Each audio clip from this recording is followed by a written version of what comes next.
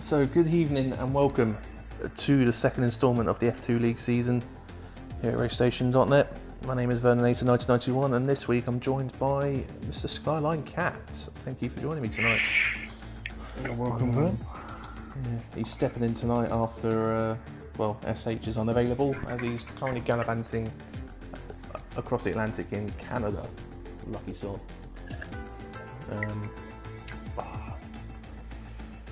And hopefully this weekend we're looking at having, I've just been informed by Whiteside, we've got 3 people absent, no Prenter, no Blood and Sands, no Soulman. So that should leave us with 17, which should still be enough to do all 3 sessions of qualifying. Just waiting for the members to arrive. They have got another 4 minutes, if need be, if they want to take their time to join. I'm just trying to have a look through who we are missing out of the ones who have not been informed and not making it. Where are we? But yeah, last week saw a last race 2 weeks ago, sorry, we saw a fairly chaotic race with the race starting wet and going dry, and I believe I remember correctly went wet again and then dry again, if I remember correctly. I believe so. Yeah, if I remember correctly, it's been a lot of a lot has happened since then for me to remember all of that. There are a few conspiracy theorists in the F2 that we do like to put it on wet weather for them. Yeah, I've had a few conspiracy theories that even though it's set to random, to dynamic, sorry, but that on some occasions it's been set to like a custom setting where I've just decided to put it wet just because.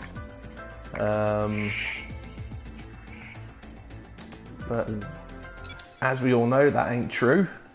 It's just F2 drivers believe they seem to get more than their fair share of wet weather racing. And to be fair, I think they've got a point. They do seem to have a lot more wet weather than we seem to in the F1 League. Yeah, it's just luck of the draw. Seeing who's joined. I'm missing one more. Oh no, that's it. That should be it, because I've just been told Artman's potentially not coming either, so he's not online. So we don't know whether he's showing up or not. So this could actually be it of 16, but again, that's enough for full quali. Just the top 15 go through. Yeah. Through to Q1. So I'll just confirm with 1 or 2 members. Does look like everyone here is meant to be here. Just confirming that this is everyone. And if so, I we will say get going. it's very nice to see BK back into F1 again. Yeah, he's had a few years away. I think I can't remember what last game it was. It might have been 14, if I remember correctly. When he last competed in the league, mainly because he struggled sort of with the concept of how the cars handled and how the game behaved compared to the likes of Gran Turismo and Project Card. I think that was just coming out as when he last raced. Codemasters have gone many different directions with the handling model.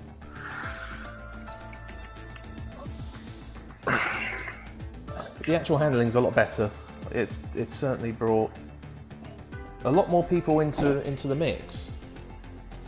Yes, I mean I'm personally still struggling with it. So it's taken I haven't got my head around it. Yeah, it's taken me a while to get the setup right. It's taken me a lot longer to get a feel. Just that I feel comfortable around the track. Yeah, I'm feeling the same. Whether on the last game it did take me a couple of sessions to start pumping in respectable times. Where on this game, it's taken a lot longer than that, which is good, because the last thing you want is people just showing up and blitzing the field or getting a reasonable result with no practice. Yeah, it has brought a lot of people who were at the back of the grid last year quite a way up the grid, which is always a good thing. I think one of the most notable members to comment on in regards to that will be Matey Boy. Last season struggled to get into the top 10. And last race he was solidly up there. I think he ended up 8th in the end, but he was up there sort of the top 5, top 6 throughout the majority of the race. Right, and we are going to get going. This is everyone here.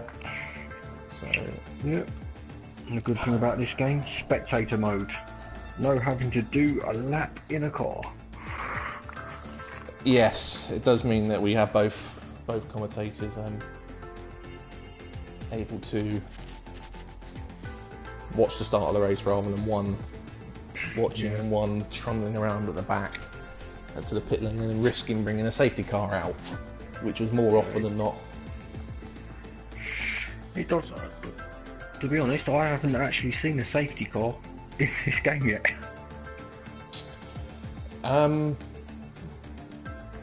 No, we haven't had it in a league race, have we? Anyway, No, I haven't had it at all. I've had it in 1 or 2 occasions in just random practice sessions, but nothing meaningful, and only when there's been in the end like 5 or 6 cars out and about.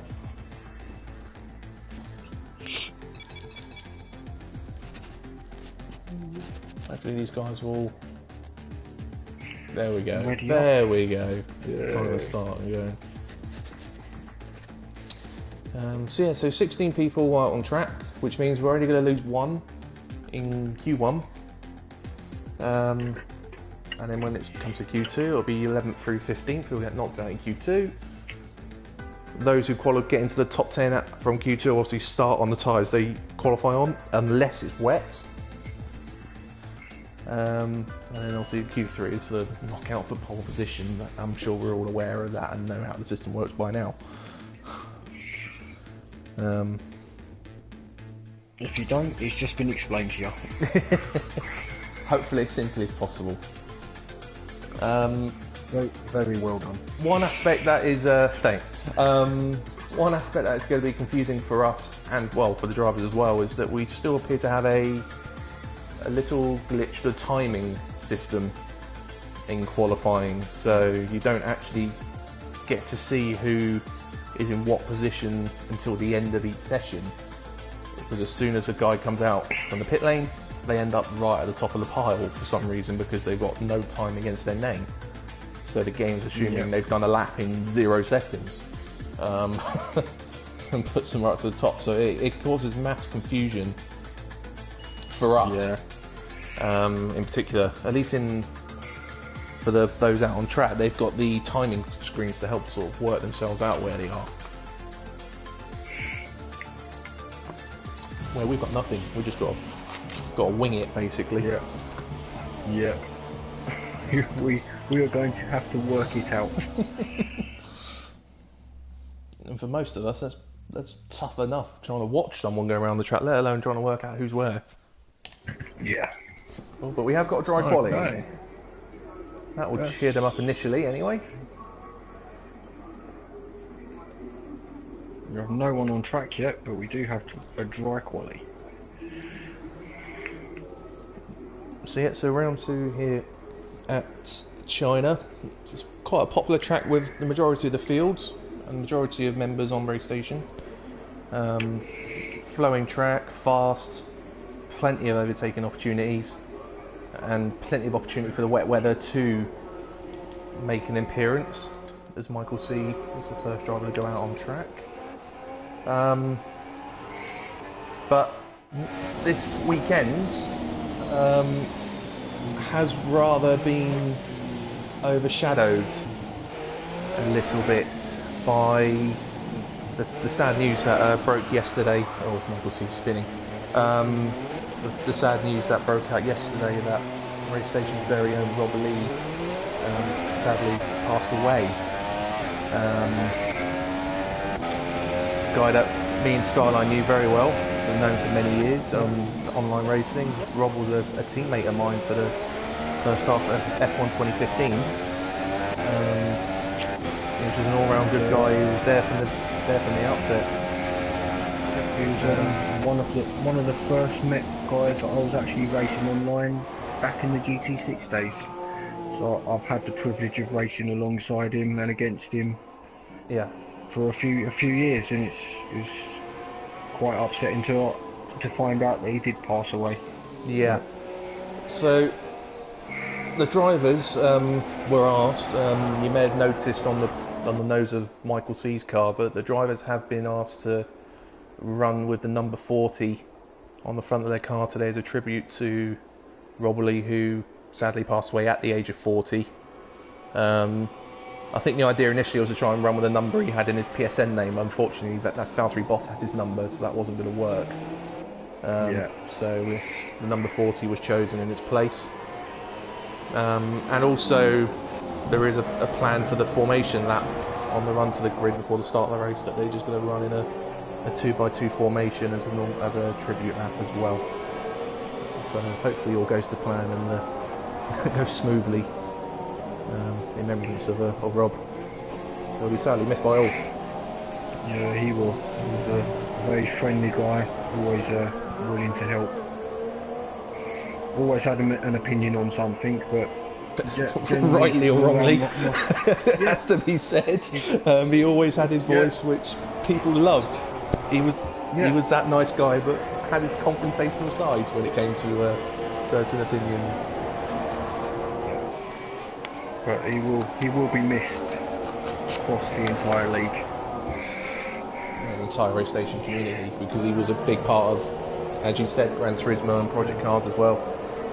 Yeah. So the whole race station community will miss him for sure.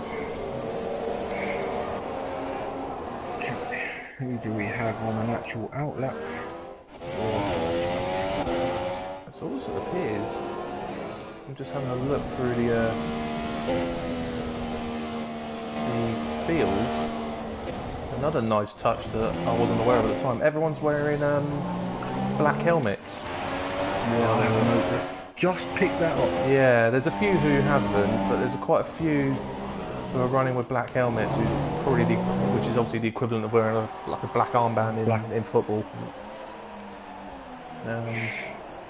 So the tributes are out there. As Michael C, that's the first flying lap in the session in 1:35.2,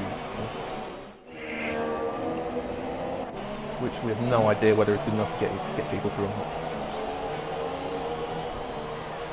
Unfortunately, I cannot help you with that. I know a quick time in quali trim will be around a 1:32-ish, but I have no idea what the cut-off will be for Q2. Well, as we picked up at the start of the session, there's only one person being knocked out, so that cut-off could be a lot lower than was originally thought of. TLK gets into the 34s, and White is off the track at turn 1, which is a notoriously difficult track. And JB has just gone to a mid 34. Puts line going up to the end of the lap, going up to the hairpin. What has he done so far? It's a mix of tyres as well. Some of them soft, some of them most of them super soft. But some are getting their soft tyres out of the way in this section. Which is about tyre strategy here. Yeah. Always about the tyre strategy.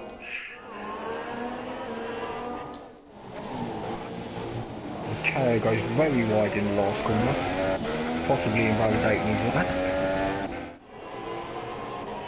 KO? Safety, yeah, KO. I've got him going. Oh, sorry, I have. You I'm had me on really Jace worried. Tyrese, that's why. Yeah. You had me yeah. really worried there. So I was watching KO and he was going through turn 5 when you said he was running wide in the last corner. You had me really worried there that we had another glitch going on here. No, because I had KO's name highlighted in the bottom to change to his car, but I hadn't changed to it. So I thought I was on him. Oops. There he goes. He's now coming down the back straight. I am actually on KO.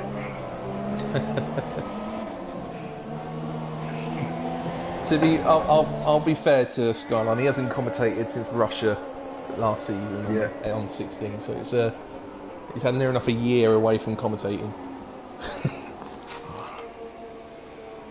You know, I do have excellent internet now, so I do have the capability to do it. I didn't quite have that capability back then. KO. Wide at the last turn. Starts his lap. Let's see how this looks for KO.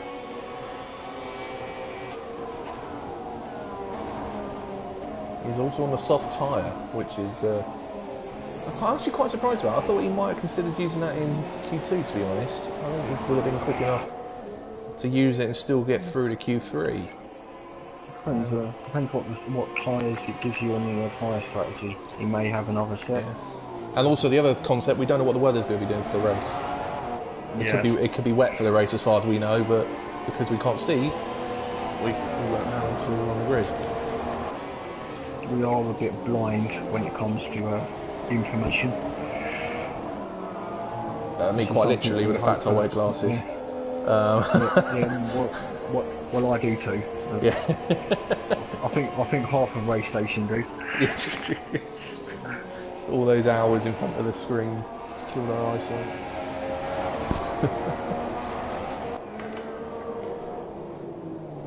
That's why I'm sitting 2 foot away from a 40-inch TV. Yeah, I'm slightly further away then. But KO coming up to the hairpin now. Let's see if he gets the braking right for here. Really difficult to get right. He's pretty much nailed that though. No issue with traction. Last corner, he ran wide here on his outlet. Just about holds it. 34-1. 34-1?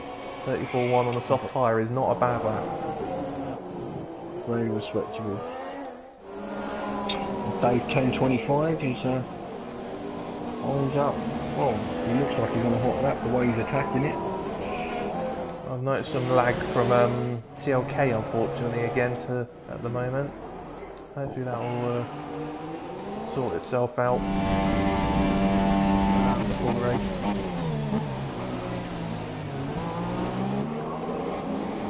Very nice from Dave 1025.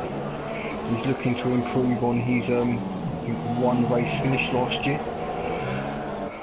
Yeah, which was an 11th place as well. Yeah. And he obviously invalidated, so he didn't set a time. And his fuel light's on as well, so he hasn't got enough fuel for another lap. So he'll have to box and then stick on the super softs. That's going to be a manic rush for him. Get in and back out and around and get a solid lap in. Oh, yeah, he's got the time if he wants to. He'll have the time to do 2 runs if he doesn't loiter around on his in lap, but it's not ideal because that's 2 sets gone. Behind. I'm also getting a little bit from Suits I'm noticing. A tiny bit from Suits. You know, TLK's is quite... Oh, TLK's is so bad he's actually gone into a wall. And then returned. And then returned. This is some horrible lag. Oh, he's left the session, he's disconnected. Yeah. It was bound to happen with a connection like that.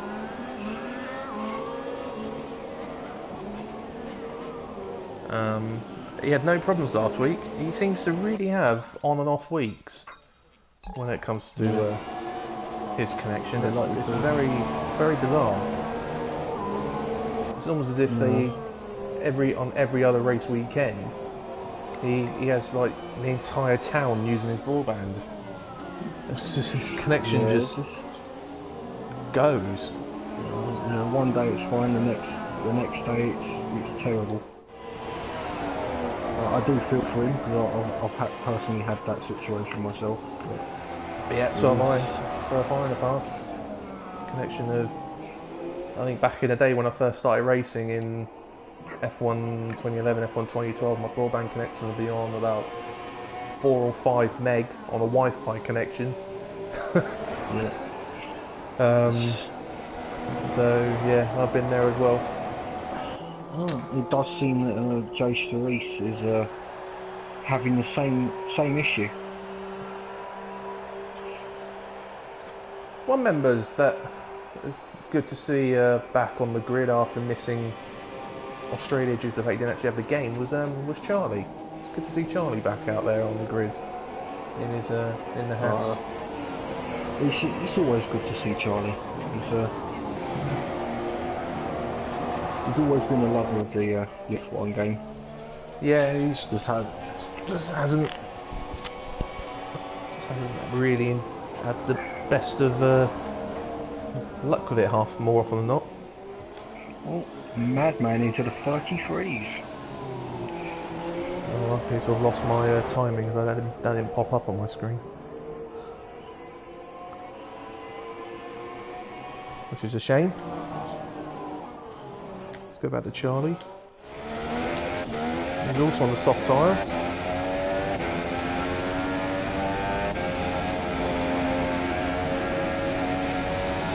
Sounds like a slight lift going through the left-hand part of the fast left-right section in sector 2. Which is quite surprising with these cars. Sector 2.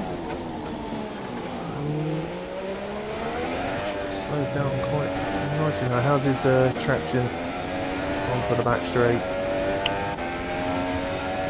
Pretty good.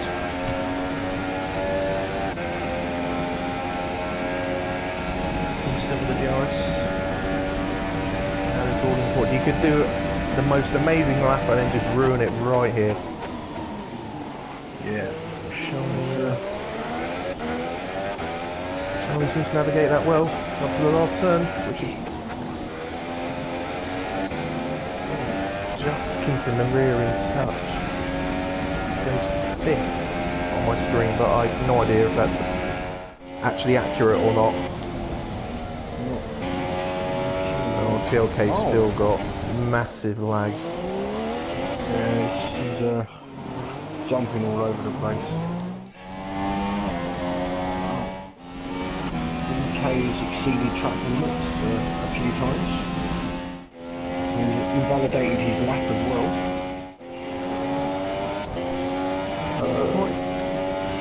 Quite interesting to see that both the Mercs. So we've got. It looks like both the both the Mercs are right down there, 14th and 16th at the moment.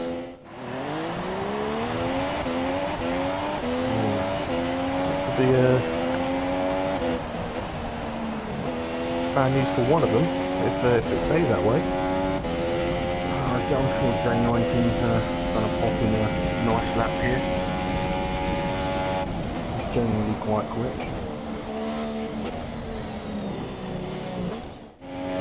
He's rounding the last corner. Yeah, I think this is the start of that. Must be, something pops out. Yeah, he's starting his lap now.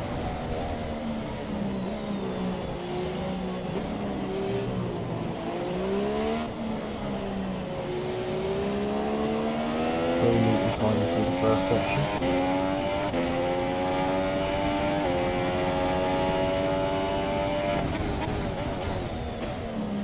Very aggressive with the downshifts. Yeah. There's a big issue in this game as you can now damage your gearbox, your engine, and your power unit. Yeah. Still So looks the like more aggressive you are, a good enough lap to get him up there. Just got to keep the last couple of corners tidy. There's been no mistakes. He's hitting every apex. I think this will be somewhere in the, I'd say a 30, 34, quite comfortably.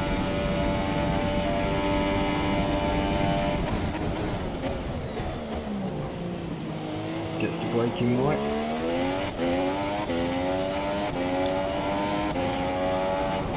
And the final bend. Quite steady compared to some of the other drivers I've watched. Set a time?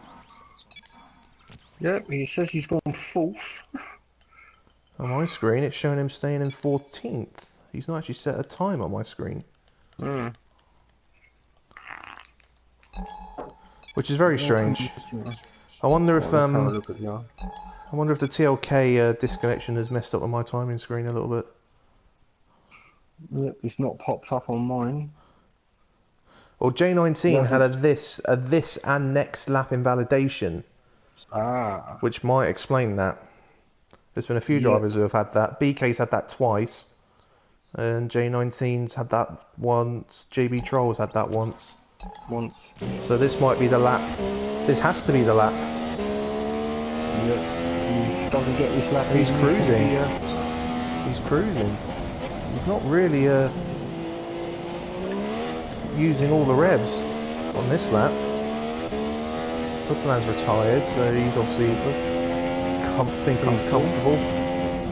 BK's retired. G19 is on the grass. Oh, what the hell is that about? I think he's retiring as well. A bit naughty when he meant to complete lap or retire in the pits.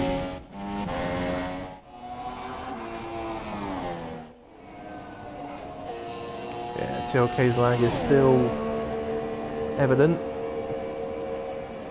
We'll need to try and see if we can find the root of that issue, whether it's someone using Wi-Fi or whether he's got a phone or tablet on using the Wi-Fi at the same time, or whether it's him streaming. Connection. Whether it's him trying to stream, and if he is, seems to have calmed down a little bit. He's starting to get a few jumps he had a little jump going down the back straight when I was last watching him, but as you say, it appears to be less frequent now. Callum Rose is coming around the final bend.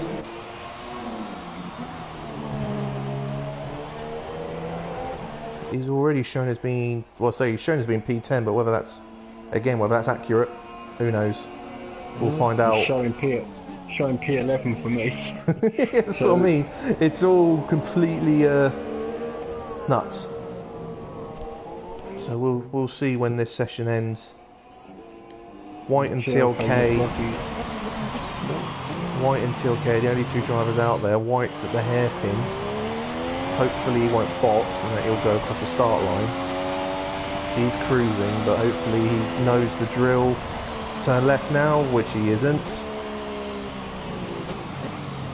Oh, come on, boys. Has he entered the pits? He has, yes. hasn't he? Yeah. People should know by now not to pit at the end of a session, because it just means that we have to sit and wait. TLK does complete the lap. As far as I'm aware of, he's already through. Seems to be.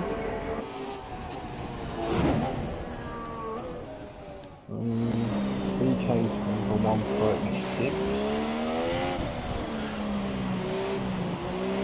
130. It could be BK that has not been knocked out. Seems to me, it looks like TLK's still flying around. It's not as if the AI is driving. I wonder if him disconnecting is reset his clock. Reset his clock, maybe. Possibly. So my screen, I've got, I don't know if it's the same for you, in the clock on the right hand side it's showing 20 seconds. So It's just 96:15 now. Yeah, but it's yeah. when you're meant to complete the lap by before the session cuts you off. So the session is done, that's the time that you have to cross the line. So we'll see what happens when that hits 0. It's still going. I'm going to message him saying retire. Because I think where he's disconnected, it's glitched it out a bit. It's another issue we're having with the game. He's our boxing anyway. Yeah, he's left the session. He's disconnected again. And he's qualified in 20.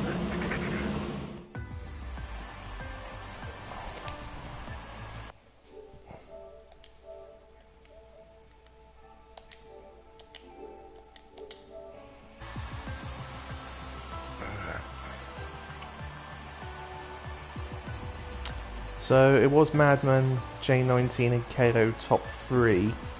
Weirdly, I'm not getting any reports on the tyres that they used for their lap. But I am getting the lap times that they used.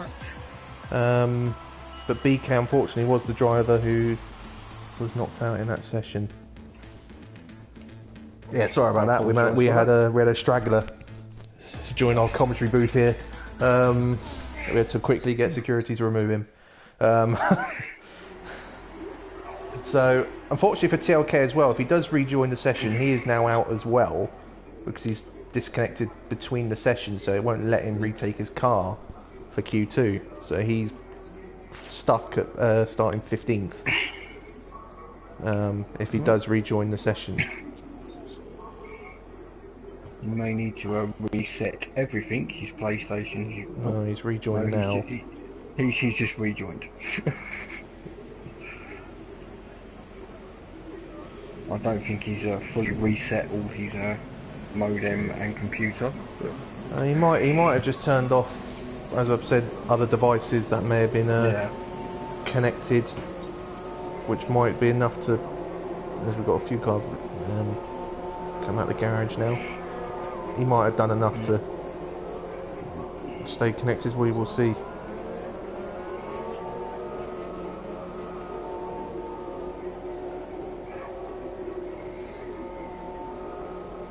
Oh, and we have a Red Bull and a Williams fighting for the same piece of tarmac on an out lap.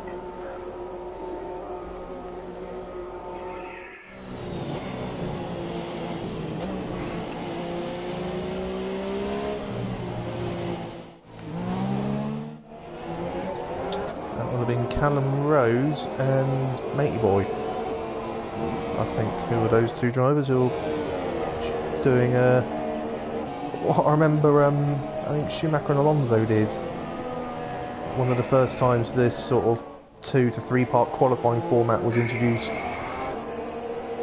fighting for a track position.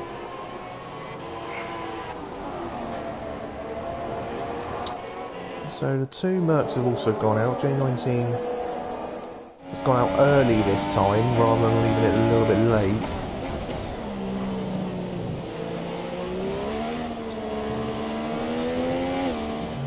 Everyone, to be honest, because there was a few who used soft tyre in Q1, I suspect everyone will probably use a super soft in this session.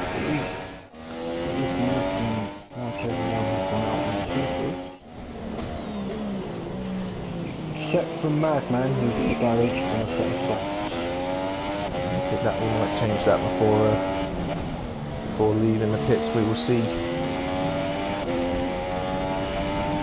Everyone who's going to track is on super softs. J19 currently just starting his lap after turn 1. This is turn 2. 3. 4 is just the acceleration zone out of 3, really. 5 is the kink. Into turn 6. Pretty much bang on there for a turn 6. Another fast left, right is 7 and 8. Flat out 7. 8 will be a downshift or 2. Probably a little bit too slow there actually. Okay, 19. 9 and 10 pretty much act as one sweeping left-hander. Tight turn 11. 12. And a long turn 13. He's got some understeer in that thing. Yeah. I'm about to say, matey boy has the same. I'm guessing they've set the car up for understeer to protect the rear tyres. Maybe trial 33.8. That's pretty much what we saw in Q1. Matey boy goes 7. 19 across the line now. P4.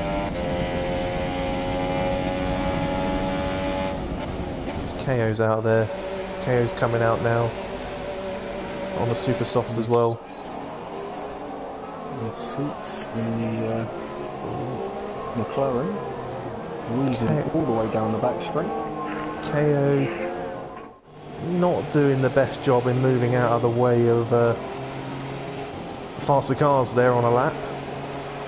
Would have been a bit of a distraction there for the Sauber J Sturris. Coming into turn 1, seeing a Ferrari dart across his screen. Oh, I think I'm just double check that. But yeah, we've got one driver on the soft, and that's Dave 1025, who's using an unused part of the circuit at the moment to stay out of the way, which is quite interesting, but also quite brave, because the game could easily invalidate his lap spot even on the out lap. Yeah, it can also give you a penalty as well for that. Yeah, it's an interesting decision there from Dave 1025, but he is on the soft tyre, so he's hoping to get through on the soft, which might not be a bad decision if you can start on those, because these super softs, I would say that they're great around here. The softer tyre's never been the greatest race tyre at track. It's quite an abrasive track, this. It really does wear out. You get a lot of thermal dead around here. It's quite a difficult track to set the car up for your tyre wear. The first sections, you need a lot of traction, a lot of turning. And then when you're coming down the back straight, the tyres are cooling down for that heavy braking time. Yeah. Tyre does do definitely not work out of this track. KO starts his lap now, going through turns 1 and 2.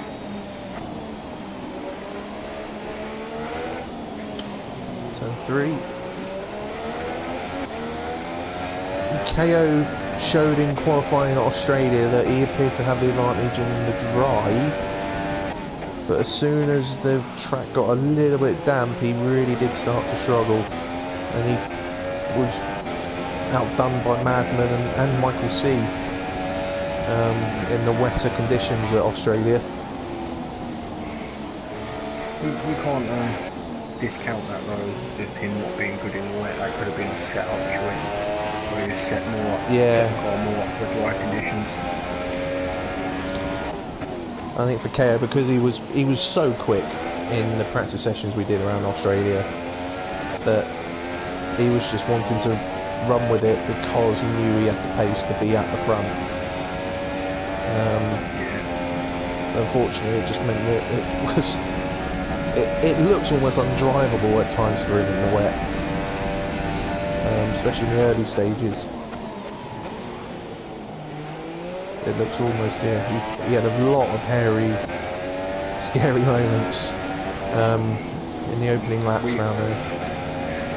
Yeah, we had a couple at Australia, I thought. Yeah, you can say that again.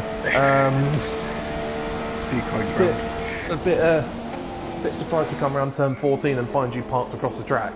Um, unfortunately, you were just recovering from a spin as I was coming on my last lap. That was just the least of my worries. I then wrecked my second lap and then disconnected from the race. You don't generally get any valet parking at Australia, so I ended up where I ended up.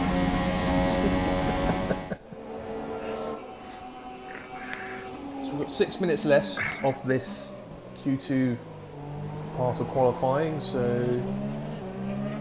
a lot of the drivers will probably be considering coming into the pits around now.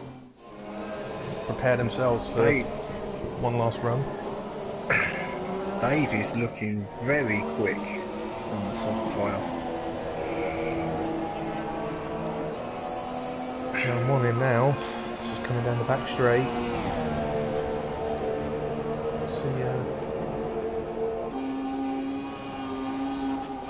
See what time he can do here.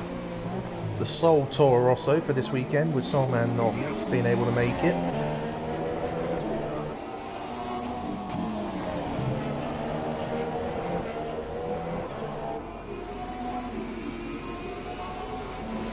Mm-hmm. 1.8 off. It's not a bad effort on the soft tyre.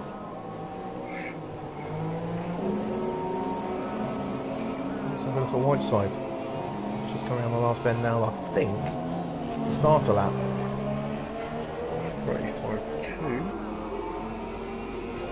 Yeah, Whiteside is starting a lap. Again, not using the full revs of that Renault engine. Really short shifted 7th to 8th, and he's got a really dancing rear end that's probably more suited for Strictly than for the track.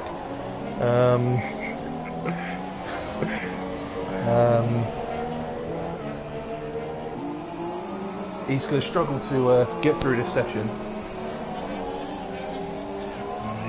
He's going to have to put something out of the bag.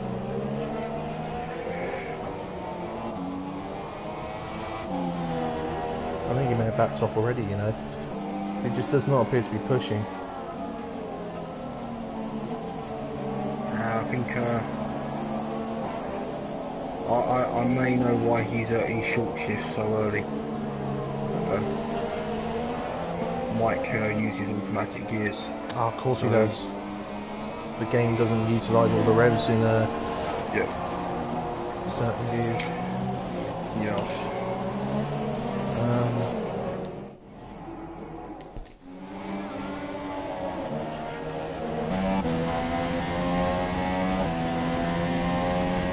It will cost you quite a lot of time.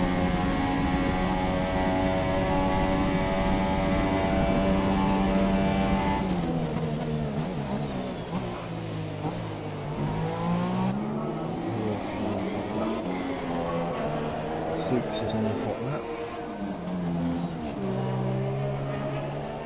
Looks like he's on the final bend. Stage 13. It doesn't show the setting the time.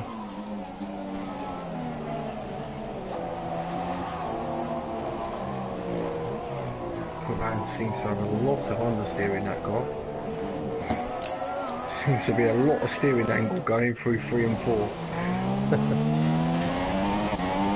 I'd say they could, I mean, to be honest, having a car set up with a little bit of understeer would be a super way to go for the wet, wouldn't it? So does this indicate that we might be getting some wet weather in this race? And that the drivers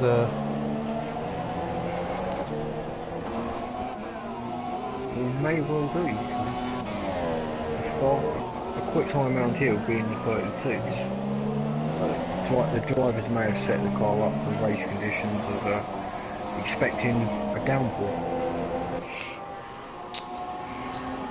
And if so, that won't. If so, this won't cheer up these F2 lot. I think the chat box will be full of complaints tomorrow. Dave 1025's gone back out there, but on the Super Softs this time.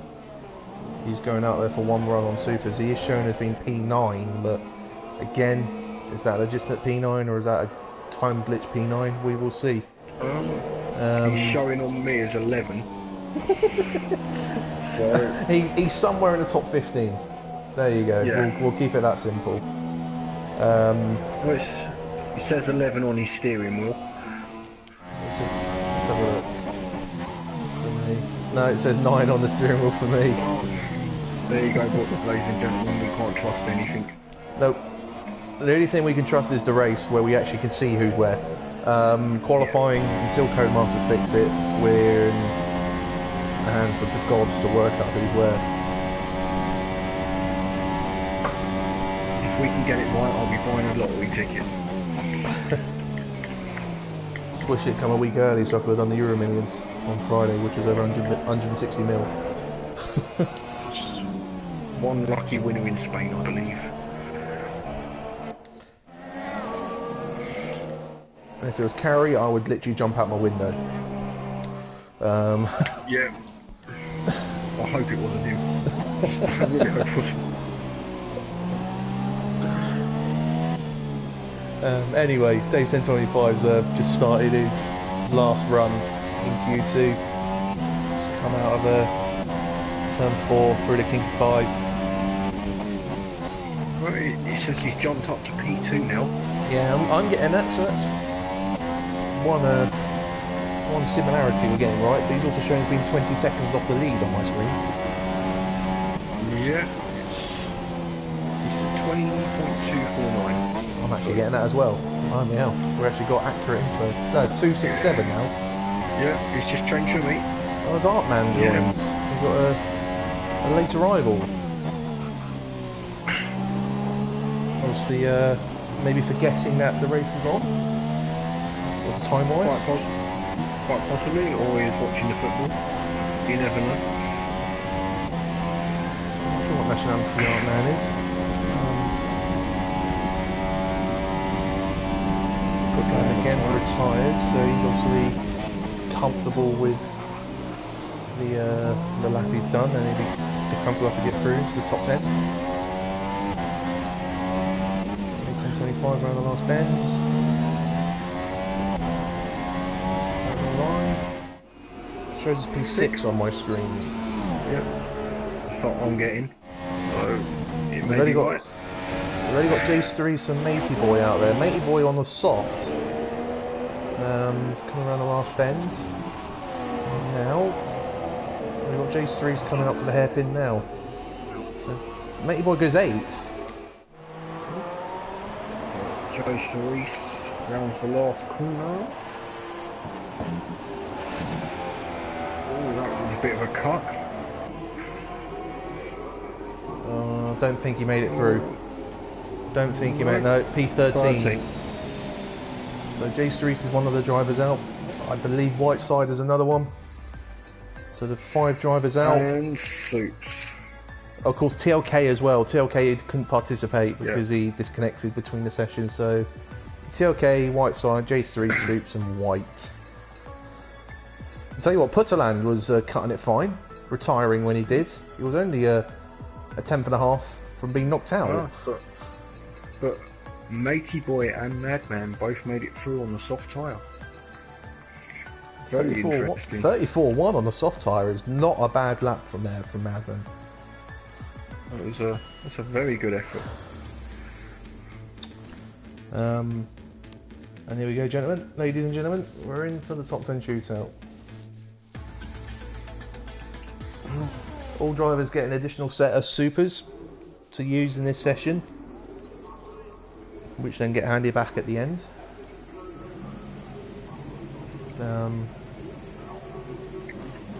And of course we only get 12 minutes, so there's no real time to hang around. As we have a Red Bull of Callum Rose leaving, he's the first one out. Matey Boy and Madman qualified on the soft. Oh, they're going to have an extra set of tyres. Callum Rose cutting the pit lane exit as he came out the pits there. Unfortunately, I caught that on my stream, so that might result in a point on his licence. He's only got warning for it, he hasn't been penalised. Yeah, the game only warned So, you in quali, but if it was in a race, it would have been a little bit more. But I think our rules have it. It's a points on your license per offence. yes. A few people found out that in Brazil. Yeah, in the F1 League last season.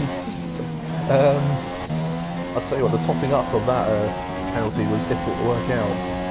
Yeah. That gave me a headache that evening. Me too. KO, I think we've got...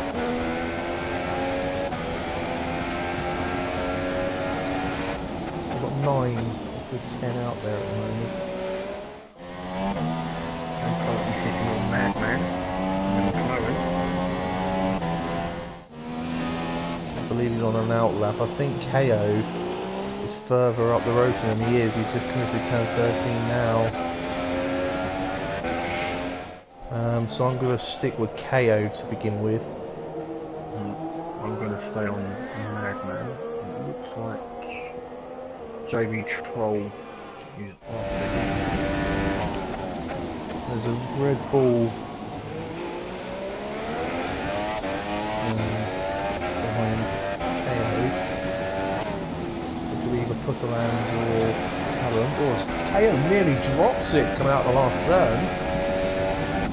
That was a scary moment before he'd even started the lap. Looks like the two Hasses are getting in each other's way on their outlap. That's going to be a...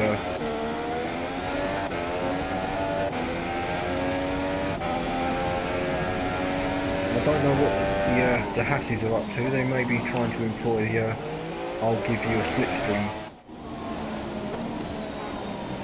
and I'll tow you around the track, but they are literally on top of each other on a qualifying lap. I think it's just Michael hasn't given himself enough space.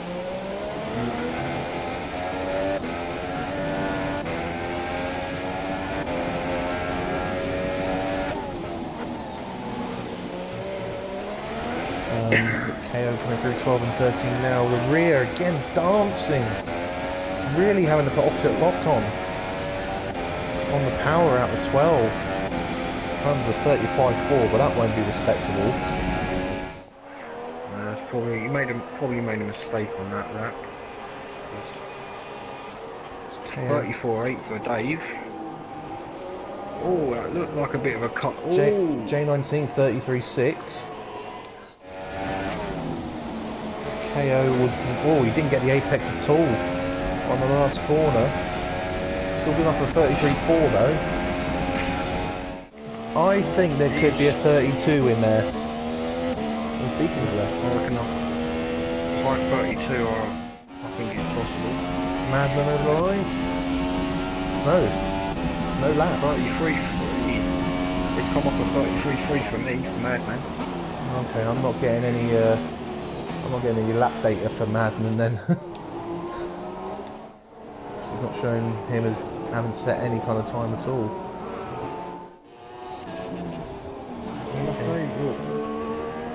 JB Troll over the line. P3, 4 tenths off. KO is still drifting the car around. Oh.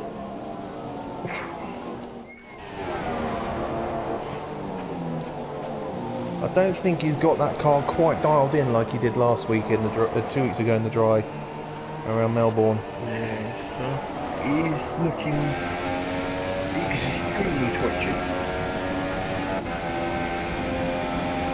Hasn't got, maybe running a bit too much camber or something, but he's just not able to get the power down in the traction zones where you're also having to turn the wheel, sort of turns 9 and 10, turn 13, and the car is just wanting to drift when he pits. That's not going to be a great setup for a race. That is going to munch the rear tyres. Hartman's left the session as well. Interesting. He's joined late and then left before it started.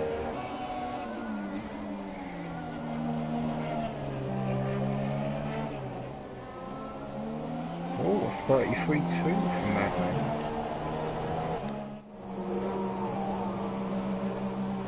Puttaland's out of fuel. See, I'm getting no lap data for Madman. He's showing us P7 having set no time on my screen. He's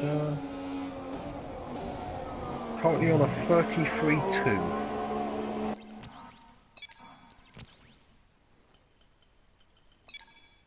See how, even in my race director, I've got KO showing us P1 on a 33.4. KO's a 33.4 and J19 a 33.6. Then JB Troll is a 33.8. Charlie a 33.9. It's all rather tight. Yep. All Callum rather Rose a tight. 33.9. Then there's a jump up to 34.8 with Dave 1025. Puttaland seems to be on an in lap. Yeah, Puttaland has had no fuel left. He was crawling back to the pit. And it shows he's invalidated his lap as well.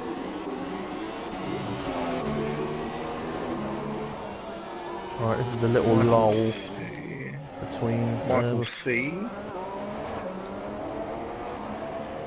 Matey boy has still not set a time. He's not out there yet either. Maybe he's only going to do the... We'll use up the one set of tyres, which is probably the tyre you get given for this session that you have to hand back.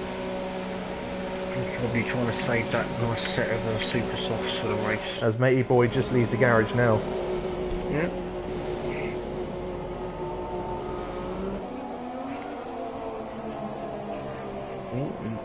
Rolls onto the grass. Yeah, JB Troll has just snuck in ahead of KO. Oh. Ooh. JB Troll's just done a 33.422, where KO's done a 33.433. 11 thousandths quicker than KO for his lap there. The J19's retired. Tight. Is that an accident or is he just... He's retired it. It's not come up as a terminal damage on my screen. Maybe he's run out of tyres or run We've out of had time. his, for this session is, so Callum Rose got the warning for crossing the pit lane exit. JB Troll got a invalidated lap time for exceeding track limits. And Charlie got a warning for speeding in the pit lane. Very naughty. Just under 3 minutes to go now. So some drivers will have time for 2 runs here. Matey boy may have an issue here. There's a little bit of lag coming down the back straight. Yeah. He's got is that JB Troll behind him, who's I believe on an in lap, because he's just set a lap time. Enough to put in P2 at the moment, so I think JB Troll may be pitting. Yeah, Macy Boy starting a lap now. I'll keep an eye on this and see where this puts him. He's been in revitalised form ever since this game was released. He will be starting the race on a soft tyre if it's a dry race. All signs of tyres. Some of these invalidated.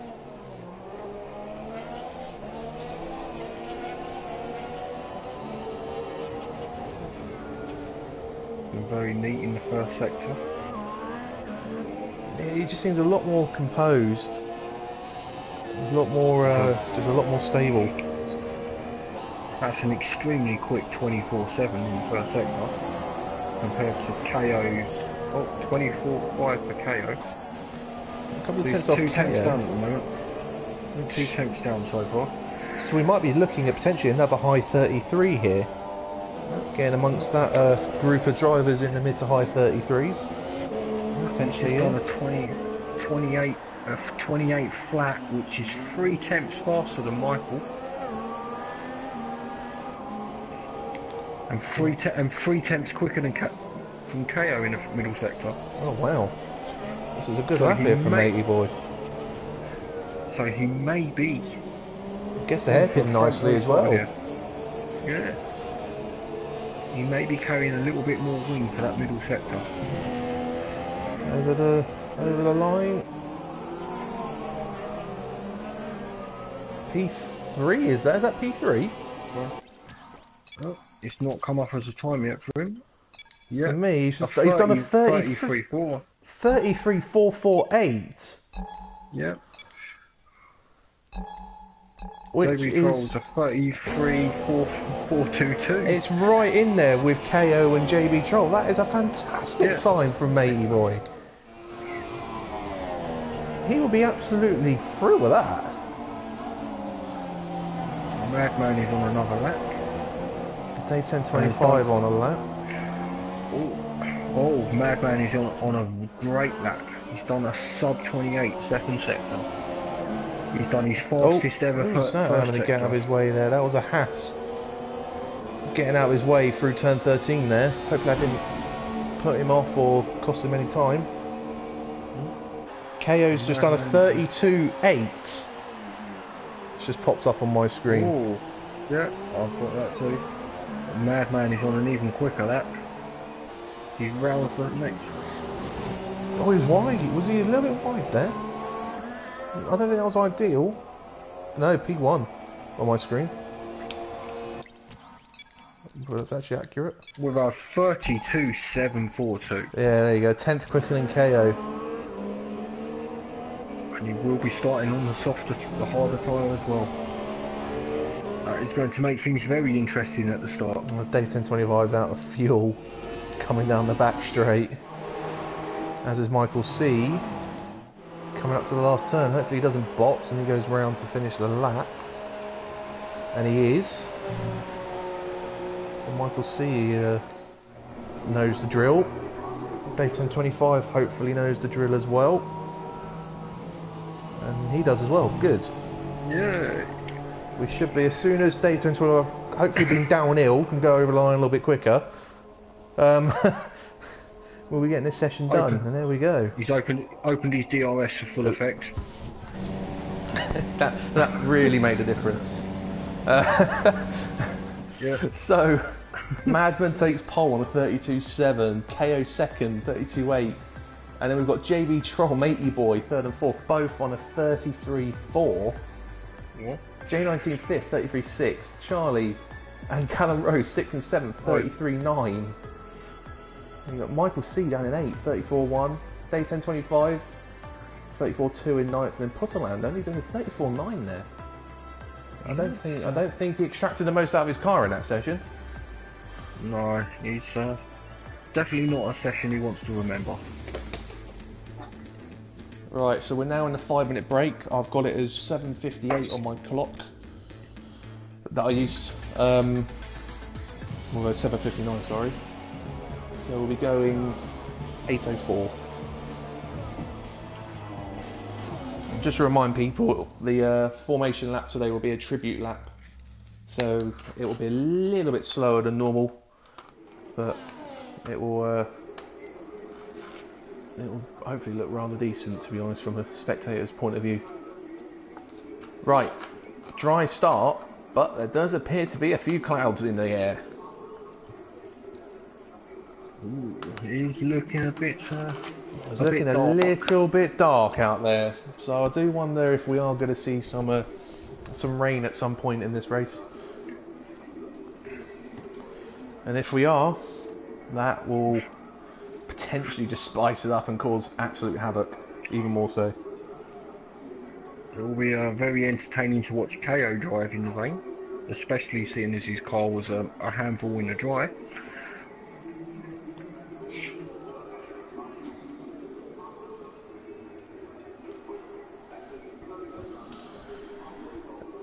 Yeah, hopefully he's done a little bit of wet weather running, or a bit more wet weather running in preparation for this race, You would hope so.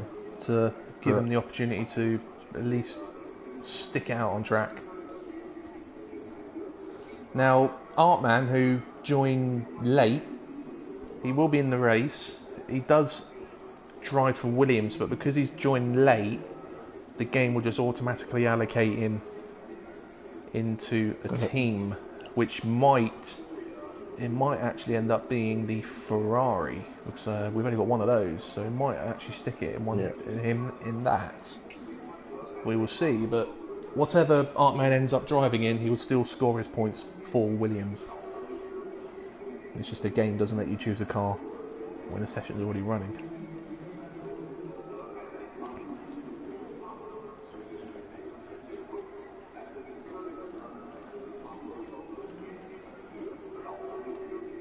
I've got 16 drivers on the grid, so we lost BK, who hasn't returned after disconnecting. But we've had Dartman join, so we have still got the 16 that we started with, just not the same 16.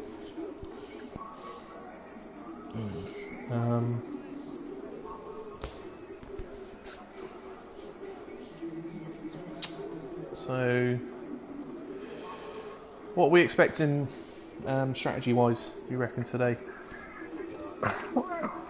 If it was going to be fully dry, of course. If it was fully dry, I'd expect a two-stop strategy. But then again, I proved in Australia before I crashed, you can go extremely long on the tyres. So it is possible that a one-stop strategy could come into play if it's an entirely dry race. So, as I found out in that same race, you weren't overly quick at that point, I have to admit.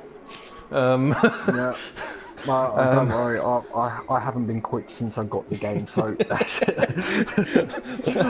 It didn't take me long after I had done my second stop to steam up to the back of you. Yeah.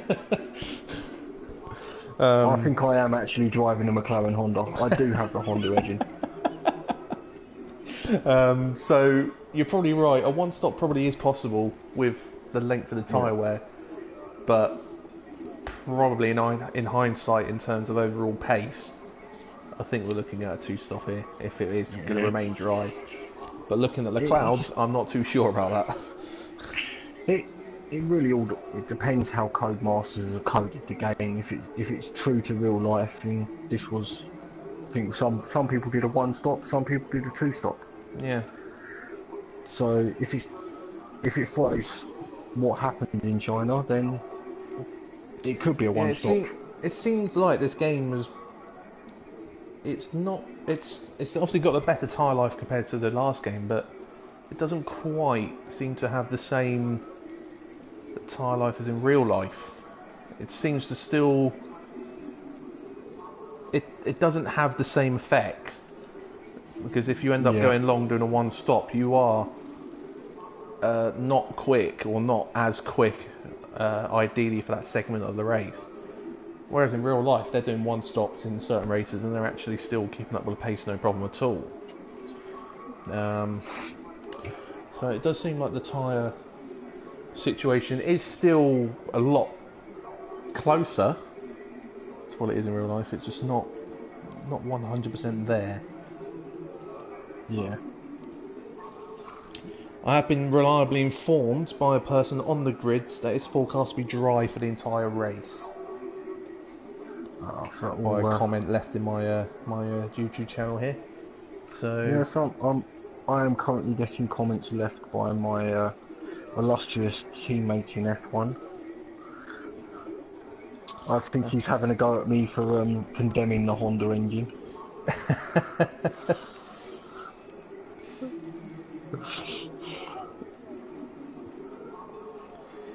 Come on, Demon. Behave yourself. I've sent the signal to go, and there we are. Timer has started.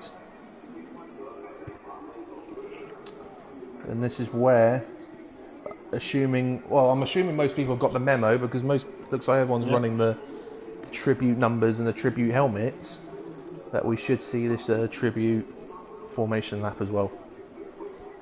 So what the plan is basically for these guys to run 2x2 in the grid order that they're in.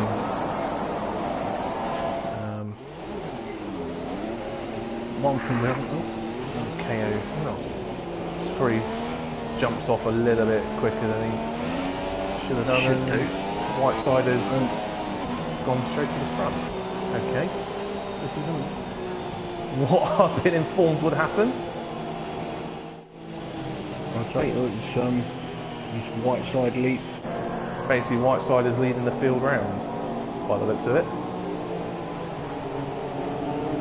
Which wasn't quite the info I was given, but if it still works, it still works. Although it looks like Charlie's already hit someone because he's already been reset to the grid boxes.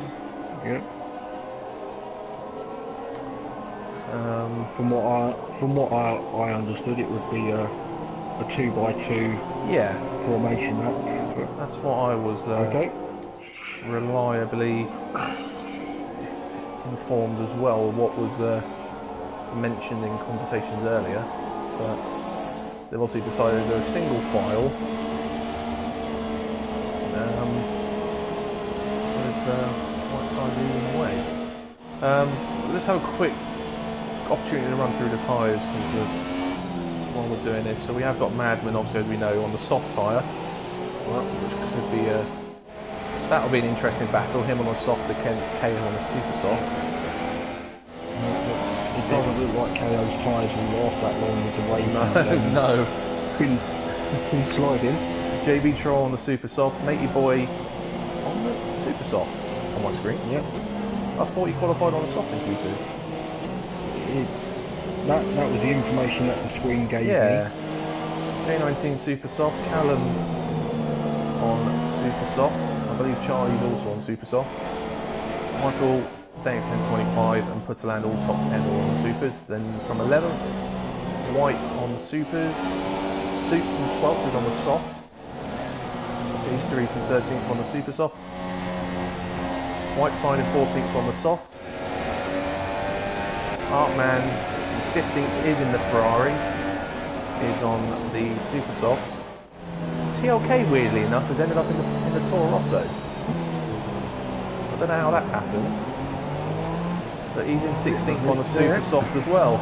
Obviously where he's left and rejoined between the sessions, it's actually not kept his car. It's another issue we have. It's another, yeah, that's a new one on us. As all the cars are lining up on the grid. Yep. It's a fairly short run to turn one, but it's a high speed beginning to the turn and then rapidly decreases as you go through turns 2 and 3. So you're going to get a bit of a pinch point. Yeah, you get a pinch point. It's prone to collisions. As the lights are going, 3, 4, 5. And the lights are out, and we are away. And a lot of wheel spin. Madman gets a brilliant start considering he's on the harder tyre. JB Troll's run wide. He's wide. He's going to lose position here. He's come onto the back across the path of Putterland's not going to be happy with that. KO is second, but look who's in P3. Matey Boy. Matey Boy is up into P3. Oh, as he's losing the rear there. Lag? Is that lag or is he? No, I think he's he lost it. He's lost it. So he's now back down to P6. So that's allowed J19 up into third. Charlie in fourth. And Michael C in fifth. Matey Boy's dropped down to 6. JB Troll's dropped down to 7. Oh, there's lag. There's lag. Is that JB Troll lagging? Oh, yeah. That is JB Troll. Yeah, Force India is doing a bit of a dance there down the straight. If it's not one Force India, it's the other. Matey Boy's now down to 8. He's lost more positions. Soups has snuck up to 9th, and White has just moved up into the top 10. Oh, is KO going to close up behind the Madman? Ooh. Not really. No. Seems Madman's got enough straight on the swinging. JB Troll on the grass on the braking into the hairpin. I think to avoid the back of Callum. And he's ended up losing out to back again to Matey Boy. And nearly to Soups. He just rejoined in front of Soups. Oh, there's a lot going on back there. What's going on back there? Artman, white side. J3's TLK. Is that Putterland? That's Putterland right at the back. P16. Yeah. So whatever you saw at the first turn has obviously really affected him. It's an absolute cluster at the back. Yeah. It's 3-4 cars wide. Yeah, the formation that. There's contact between J3 and Putterland, and then Dave 25 has also gone off. Oh, there's more contact between Michael C and Putterland. Oh. I can't tell if it's lag or they're actually hitting each other.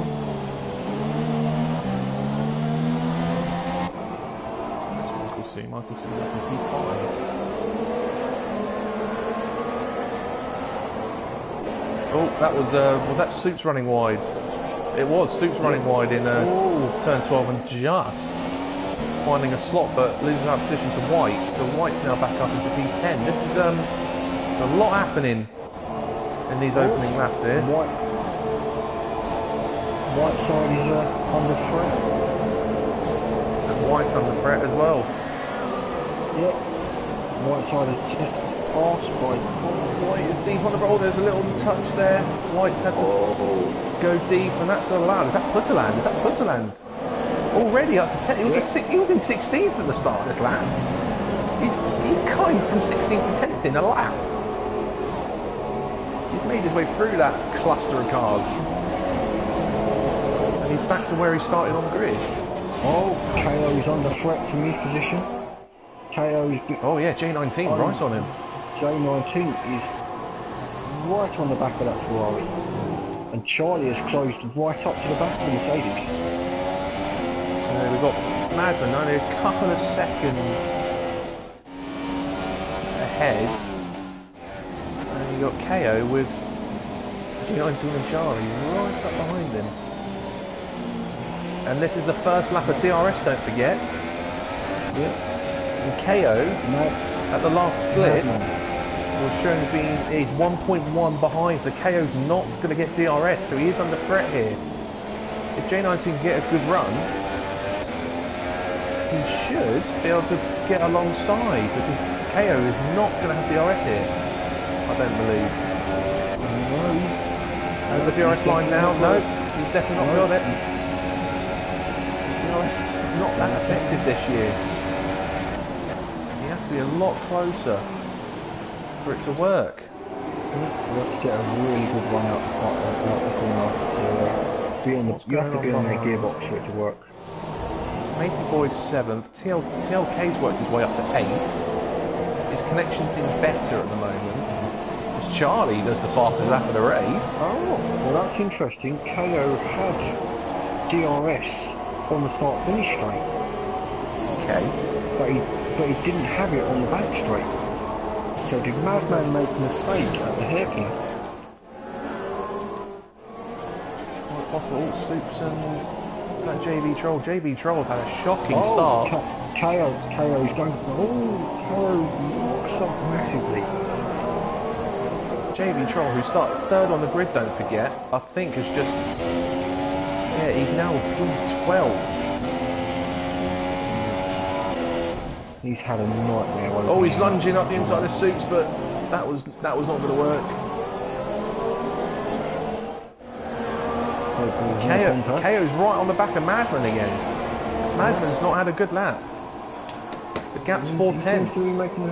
Seems to be making a few mistakes. KO's going to have DRS this time round. He's gone very wide. Yeah, Madman's managed to pull a little bit of a gap. Is it going to be enough? It looks feasible that he might be able to be close enough. Is he going to have a lunge? No, he's not close enough. Thought better of it, but he's getting the better. KO's sliding again. But he's got the better. He's back on his gearbox again. Is he going to have a look into turn 1? Surely not. Surely not. Here he is though. Gaining. Madman goes defensive. KO's looking for the cutback. He's done. Oh, oh, there's contact. Oh, There is wheel to contact. wheel. Madman's holding on. Madman's still there. Madman's got Oh, the more inside contact. line. But KO's got it done. Yeah, he's got the job done. Madman's looking to back. come back. Oh. Up the inside into 6. Oh, No. thought better of it. So KO takes the lead. And look at that. Charlie, has passed he's on to J19. third. Charlie's up into third. I think I did see that Merc run wide in turn 1 when we were focusing on the KO Madman battle. So I think J19 may have fallen off the track. KO's nearly spun. All over the place. Madman has to take evasive action just in case. And on the last time round, Madman had the better traction through 13. So will Madman come straight back at him Now down the Madman straight? is going to get DRS. Madman will have DRS. KO looks like How he's- much will he close up? KO looks like I don't think that's not really close enough. No, seems KO is running a lot less wing for that straight. Because Madman did not make any inroads into him. Well, all 4 of those cars, well, second, third, and fourth, all had DRS on each other. Yeah. Oh, J19 nearly loses it out the last turn. Charlie, not fastest lap of the race on 38. Yeah, Madman's actually having a look at his mirrors more than KO at the moment. Oh, KO very KO wide, wide around though. the first corner. Which makes him slow and wide through that turn. Oh. Madman's closed back up. Charlie's closed up to Madman. Yeah, KO lost This 4 is, tenths in sector 1. Again, KO's wide, he's missed the apex.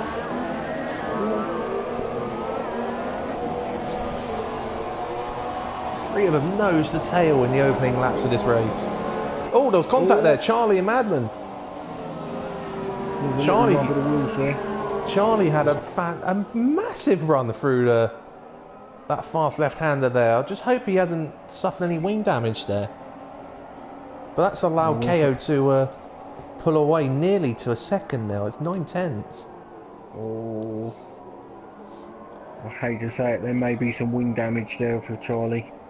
His car doesn't look like he's turning in too well. No, he's under threat from J19. He's won. Yeah, he's still got DRS just. But I think you're right. He seemed to have he just seemed to drop back a little too much.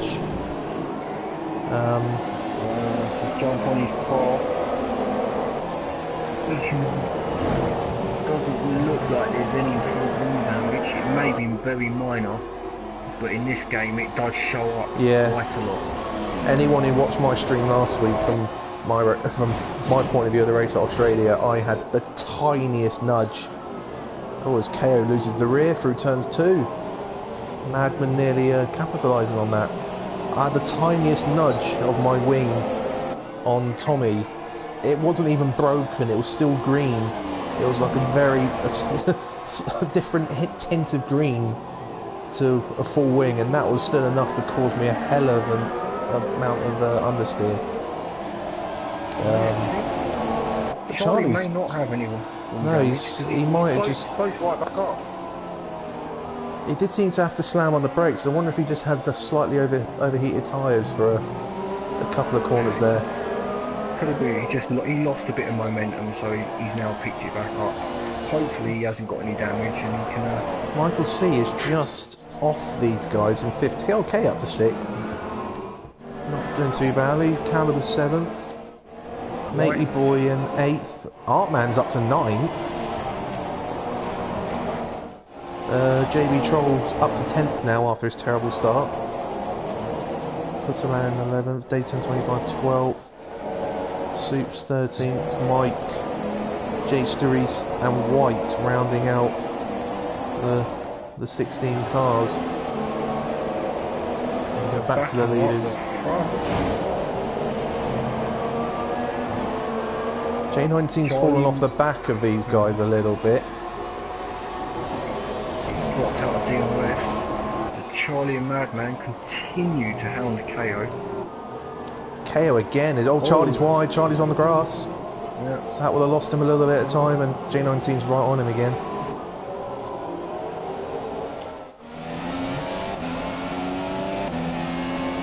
Madman is sticking within a second. Now, I don't know, because I've not done a lot of testing around here. I don't know how long these super softs are due to last. So I don't know at what point we'll end up in a situation where the soft tyre is actually, like the crossovers happen and the soft tyre is the better tyre to be on. Well, I remember what it's between lap 14 and 19 is kind of the crossover period for the super. And the super softs have already done 3 laps already. Yeah, so we're talking about lap 11 in terms of tyre use already.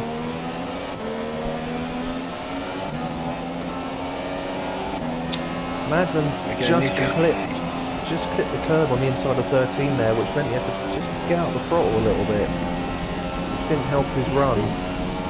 Still in DRS range. He's still in DRS range. Watch out, DRS. Yeah, Charlie's got J19 to think about a little bit, although I think Charlie's got the pace to just cruise straight back up to the front two. He's proving now. He's straight back in there. Madman with DRS again. Matey boy right on the back of Callum for P7.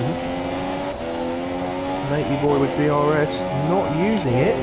Oh, there we go, now he is. KO goes massively wide in turn 1 and 2. It's allowed Madman to close right back up. Oh, Matey boy's on the grass, on the inside of 1. And there's going to be contact here. Oh, just well avoided. But Artman's past Matey boy.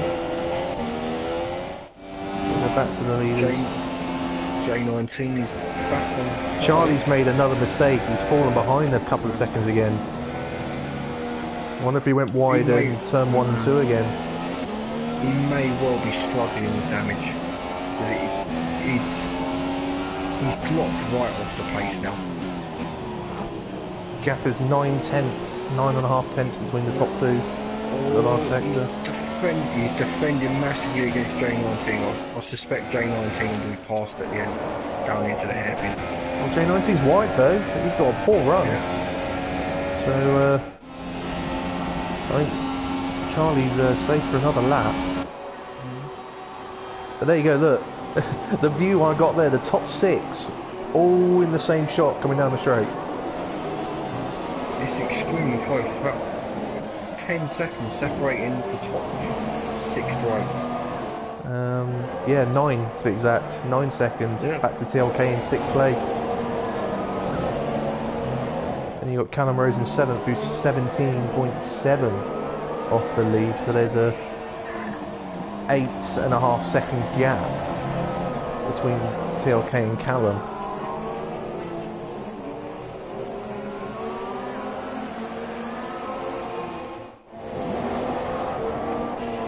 Oversteer for J19, dropped him off of Charlie's gearbox, so Charlie can breathe for a few corners. If he has got wing damage, it'll be through here now. These 2 corners. Yeah. One of these 2 corners where he'll really struggle. But it doesn't appear too bad. I think he's just making a few too many errors. Yeah. Meaning he's just falling back, but gap was 3.3 to the leader, it's now 3.6, so he did lose 3 tenths.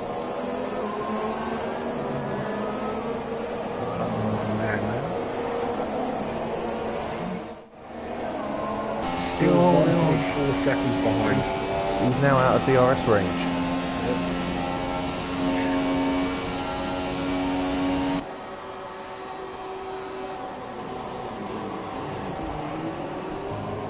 KO is still sliding that Ferrari around.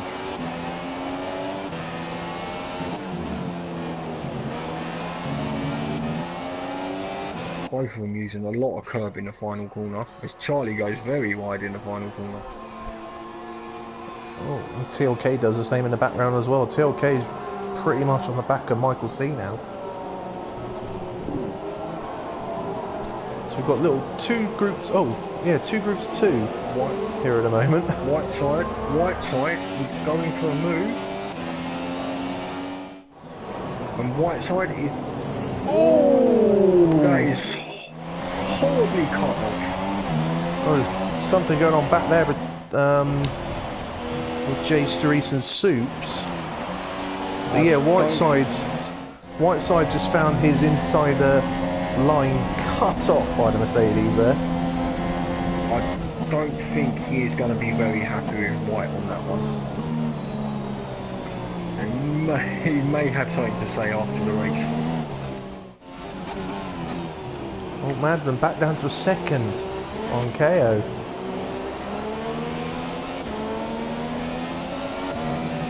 Again, he catches the curb on the inside. That does unsettle the car.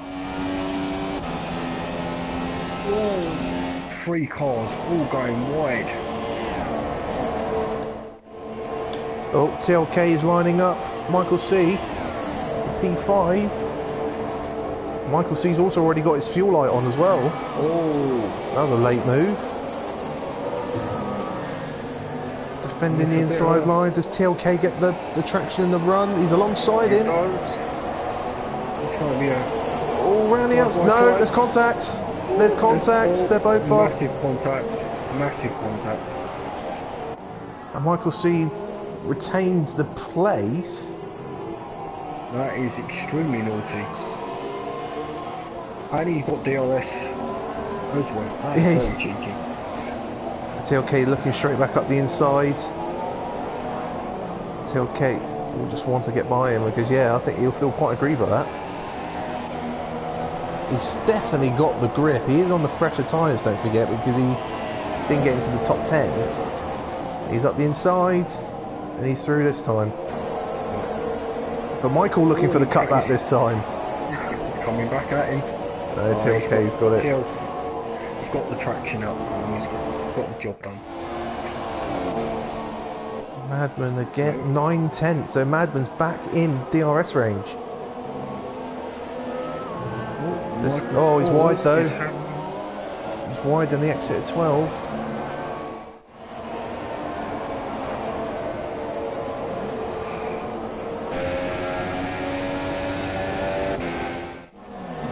Going up further down the fields.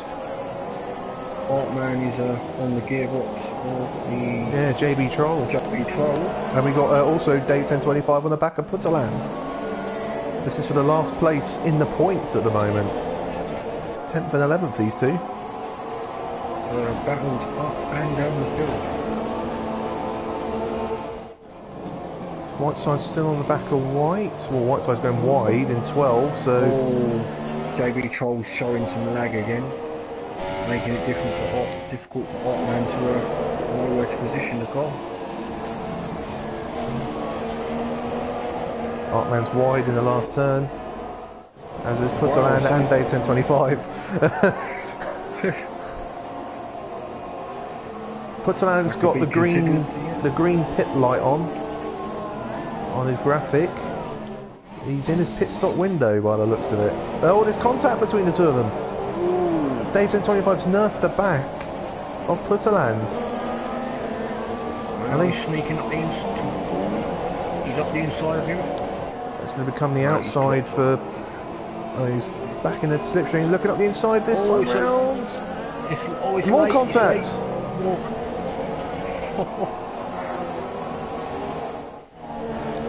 And more. Dave goes around the outside. Yeah, around the outside of him. Putterland is not going to be happy with that at all. It looks like we're getting close to the pit stop windows. A lot of these drivers are getting their pit symbols appear on their steering wheels. We might see a round of stop soon.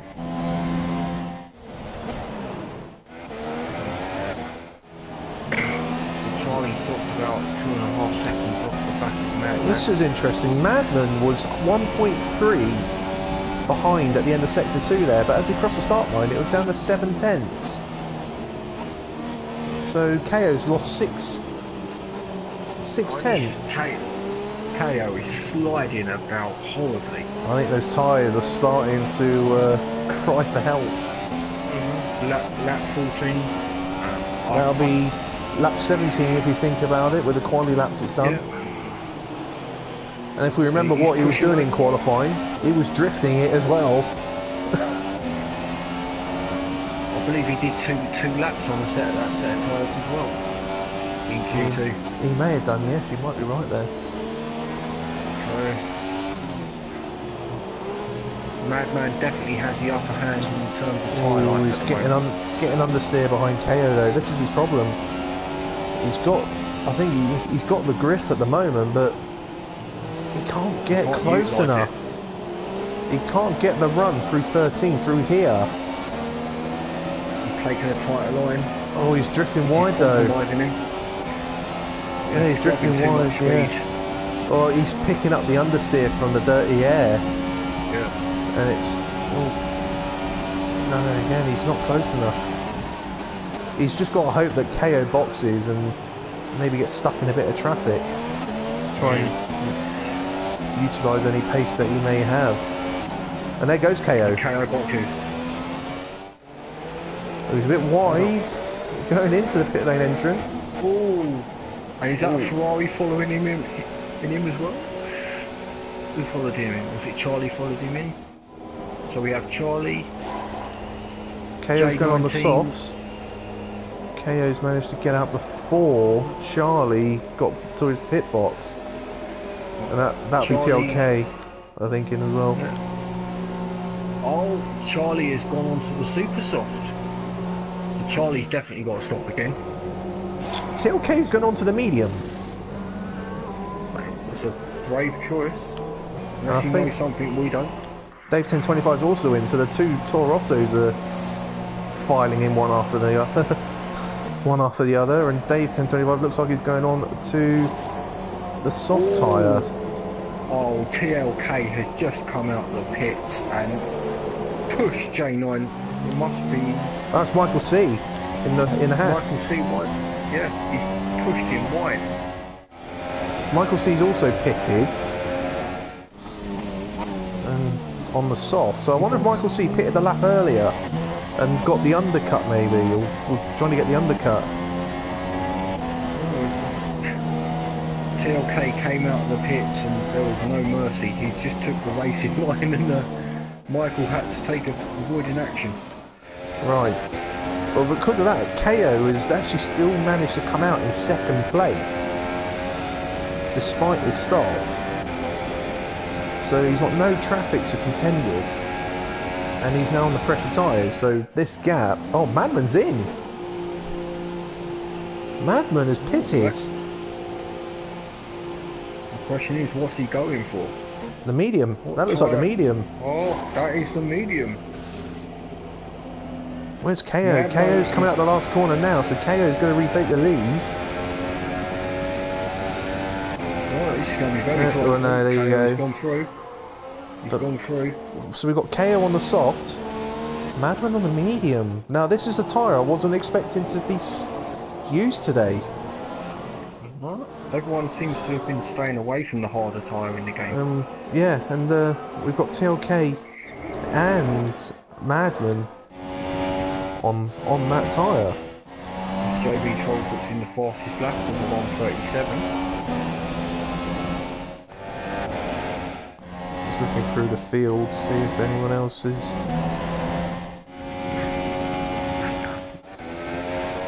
No, it's just the two drivers on the medium. Everyone else is on either the soft or super soft. Now, what pace will Madman have on those tyres? Oh, not very good. He's spinning. Oh, nearly ended up facing the wrong way. Coming out towards the end of sector 2, but again he's got understeer. A lot of understeer. He's not got those tyres into the sweet spot yet.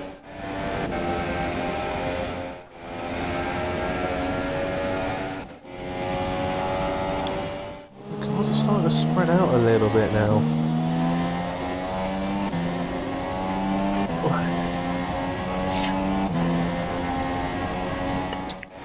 Michael C's looking at trying to come back at TLK here. It's the nearest battle in terms of the front runners.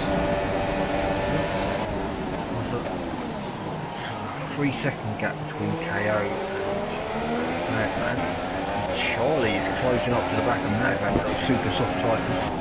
Yeah, Madman's struggling on those mediums. He made 2 errors on that lap.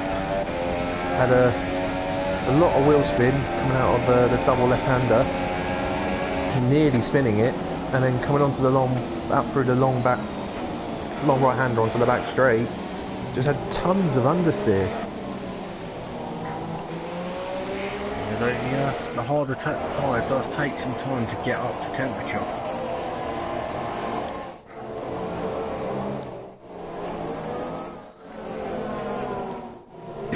The field is relatively... We've got Soups also pitting for the medium, so both McLarens.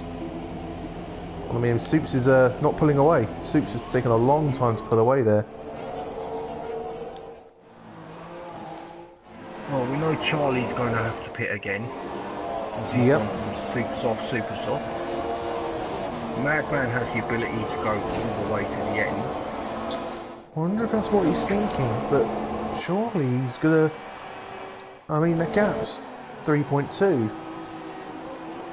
And he's gonna be looking in his... He'll be looking in his mirrors in a minute.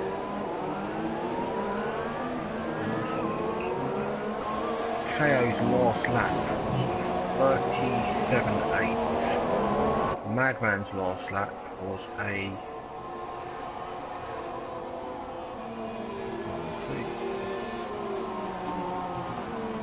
Gap up with 3.3. Was a 38.2, so he's lost half a second that lap alone. Yeah, he looks like he's losing a tenth or two per sector at the moment. Yeah. And he will come under threat from Charlie because Charlie's on 2 grader tyres softer than him at the moment, which will give him...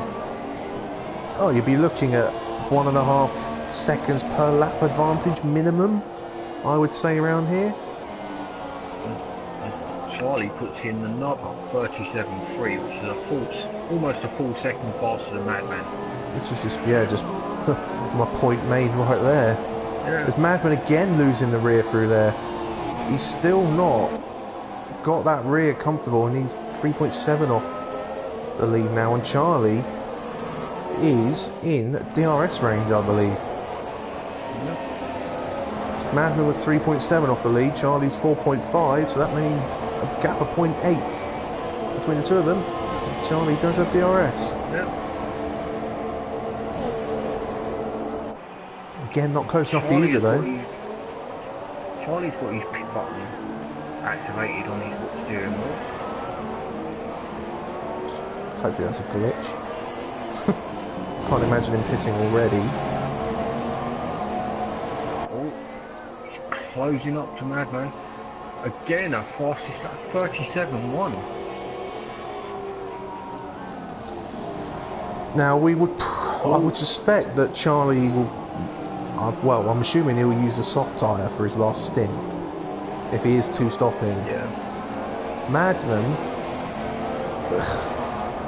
it's still, despite being on a medium, it's going to be tough for him to get to the end and still have pace.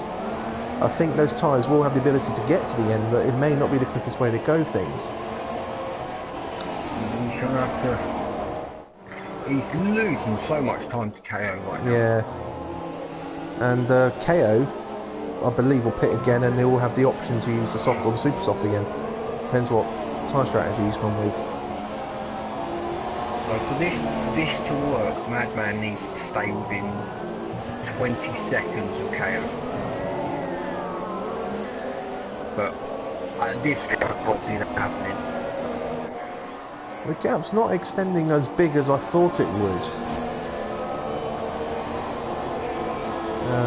But he is having a look in his mirrors again now because Charlie's right with him, looking up the inside. Charlie is through.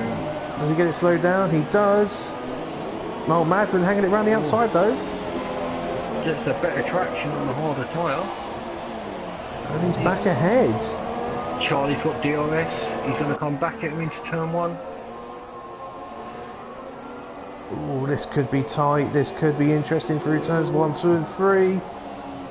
No, Madman lets him go. He's coming back at him. Madman lost 8/10 of a second in that last sector fighting with Charlie. That's released Charlie. Charlie have a... Can he have a go at KO? KO now.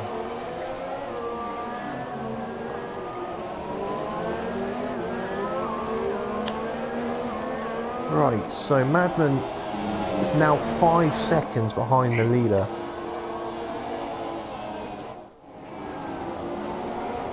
And that gap surely will only get bigger and bigger. Have a look further down the field. Matey Boy still hanging on there in P8 with Artman. That's actually his teammate Artman, don't forget. Even though they're in different cars at the moment, they are actually both Williams drivers. So Matey Boy and Artman, P8 and 9. And Dave 1025 holding out for P10. And all the time that Madman and Charlie were battling, J19 was quietly closing up to Madman.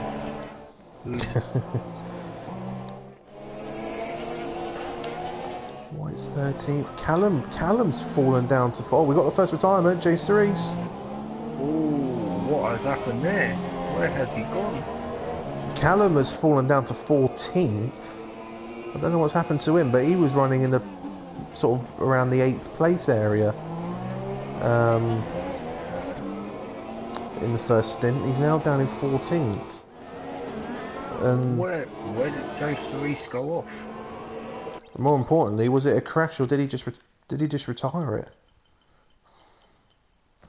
I hope he just wants to have a look. Yeah, I think he's just retired it. It's not showing terminal damage. So I think he's just called it a day. Well, that's not what we want to see, but the show must go on. KO is now 3.9 ahead of Charlie. Charlie is keeping that gap steady. 3.7 now, so actually no, gained 2/10. That middle sector. Oh, Jay, that may be the reason. Jace Reese has picked up 3 seconds for corner cutting. Corner cutting in game 1 place, he had a stop-go penalty. Oh wow. Okay. He's had, on lap 10 he had a collision with Soups. He's had a bit of an eventful time of it then, by the sounds of it. So does Soups. He's exceeding the track limits quite frequently. It's only lap 18. 21. Or 21. Oh, Michael C nearly in the back of TLK at the hairpin. A little bit deep on the brakes there. Charlie is slowly catching up to KO. 3.4 the gap now. This is the Charlie of old. Yeah, 3.2. So yeah, it's steadily coming down. He will be the first to pit out of this lot. So he is on the softest grader tyre compared to any of the top 4. But that might work in his favour. If you think about it, if he's the first to pit, he should get an undercut. Yeah, he should. He should get a very nice undercut. But he should be pitting. Well, if we're talking, lap 30, yeah, 35 maybe. Between 30 and 35, and I reckon a set of softs should get him to the end there. Oh, most definitely. So he will be 2 stopping, looking to go onto the softs at the end. KO will stop if he's not going. If he's going to try go to the end, which I wouldn't advise. He's going to stop around lap 40 maybe, 35 to 40. Well, if he does that, then he will have to take another set of softs to get to the end. 40. Because the super softs, oh, saying that, might get into the end. They might feel a little bit worse for wear at the end. If he wants to use the super softs at the end, you might have to talk about getting to probably what, 42 to be safe. Yeah. Of any risk of tyre wear and punches.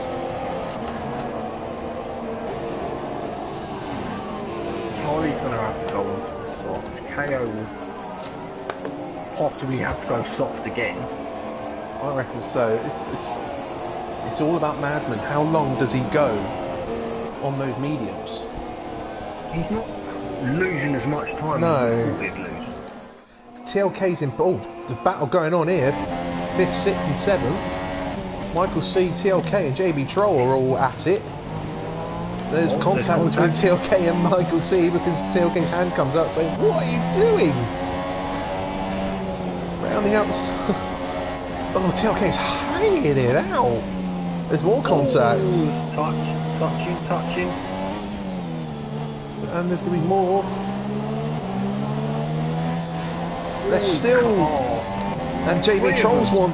The JB Trolls one to the... Oh, 3 wide. Oh, 3 wide. Oh, Dave 1025's retired. Oh, 3 wide. Oh, 3 wide into the chicane. Oh. Breathe. Oh, Michael C's back up the inside. Wide. Oh, God. Okay. This could end up quite badly. Both have got DRS. They're going to split him.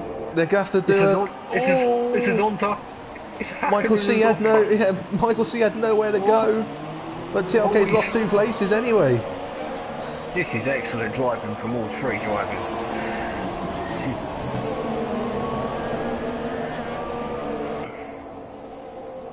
So Dave 1025 unfortunately doesn't score. Was that a retirement or was that terminal damage?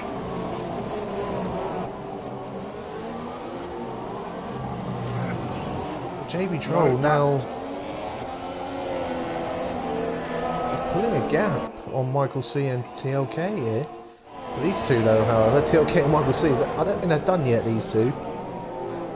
No, that was a retirement from Dave 1025. Oh, he just pulled into the pits and retired. These drivers learn.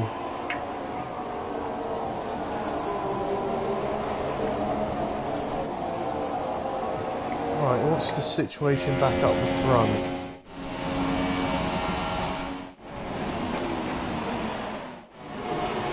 The gap between the top 2 is still at 3.2.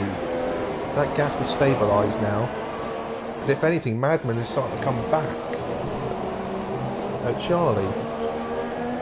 Yeah, Charlie's probably got had the best out of those tyres now. So Madman's coming back into play. Just sticking behind. TLK has got DRS on Michael C again, going into the hairpin, but wasn't close enough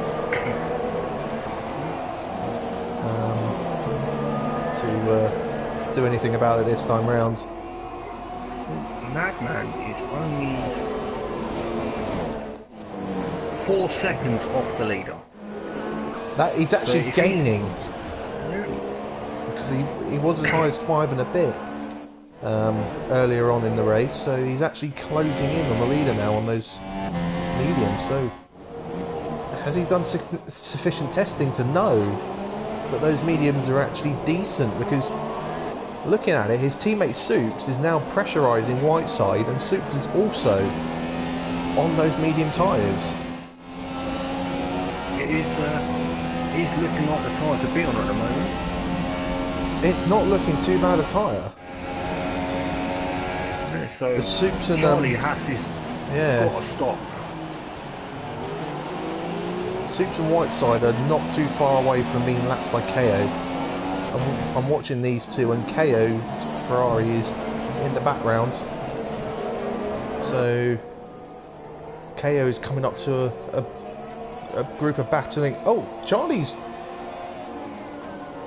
ahead of Madman. Yep. Wow.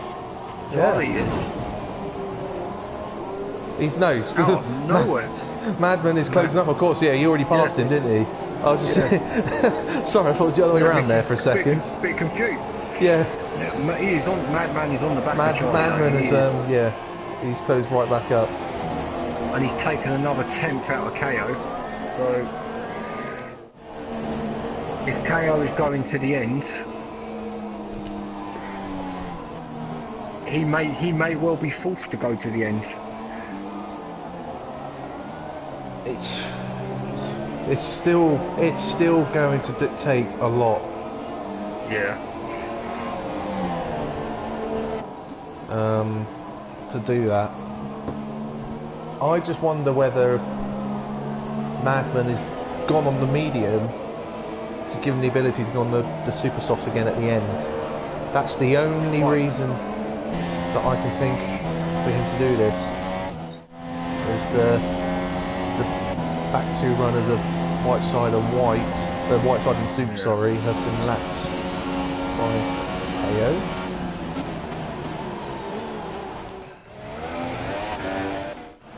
Still, the top four are within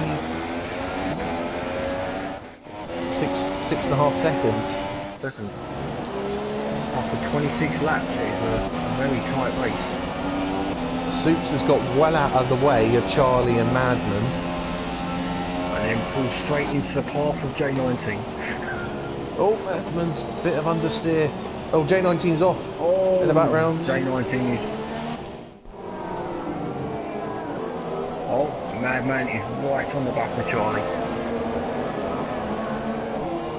4.4 seconds from Madman to the leader. Which is brilliant to see. That the top four are still so close. Any one of these four can still win this race. Now it's just going to come down to the strategy now. And also penalties, don't forget. Yeah. So Charlie is going to... we know Charlie has to stop.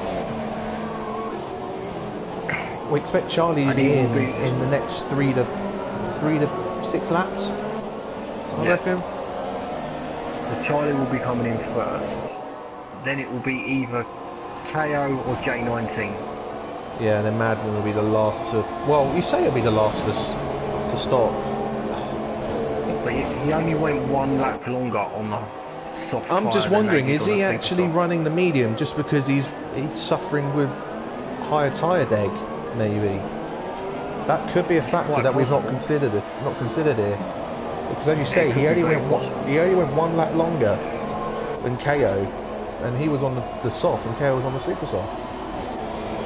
So it's possible that Madman has got a fast setup, but he just eats the tyres. He may go to another set of mediums, or just go to lap 40 odd, and then just go to the softs or something. Just try and get him on a tyre that could give him the ability to attack more freely from the outset. Because these mediums took a good few laps to get up and running. Well, he's taken another 2 taps out of KO. And that's despite the fact being stuck behind Charlie. Charlie is gaining on KO. Yeah, another 2 tenths there for Madman. Yeah. Madman's not been getting a good run through 13. He keeps running wide. He keeps getting too much understeer, and he scrubs off, as you say, he scrubs off too much speed and ends up too far back by the time we get to the hairpin. He's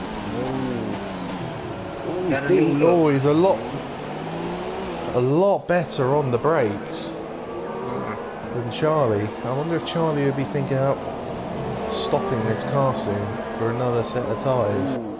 Because Madman will be looking into turn 1 here. Charlie's going defensive. Charlie is making him go around the outside. And he's going to take that option. Oh, Charlie holds all on. the way around the outside. Cut back. He's going for another cut back. He'll try and get the cutback again, get a straighter run out of the corner. But no, Charlie gets a decent run out of there as He's well. looking at it. Madman's not very close. Ooh. He's ghosted. Charlie's ghosted. As we, that was interesting. We know there definitely is contact on because we've seen collisions. So That's twice I've seen Charlie's car that's ghost weird. now. How that ghosted. Madman nearly using the rear again. Well, it Gaps up to helps 5. Madman. Yeah. Well, it's helped KO as well because it's 5.2. The gap between Madman and KO now. So over a second. Madman. He's not getting the run. Oh, he's close. He's closer this time though, compared to the last lap. He's a lot closer. He will definitely have a look this time round. On the brakes. Oh, he's locked up. Oh, he's made it stick. Oh, he's good. Very nice. Oh, Charlie's coming back at him. No, nowhere for him to go. Charlie will have a DRS. And he's got a good run. Is he going to have a look back into turn 1? Is he going to go around the outside? He does. He's looking. He's trying.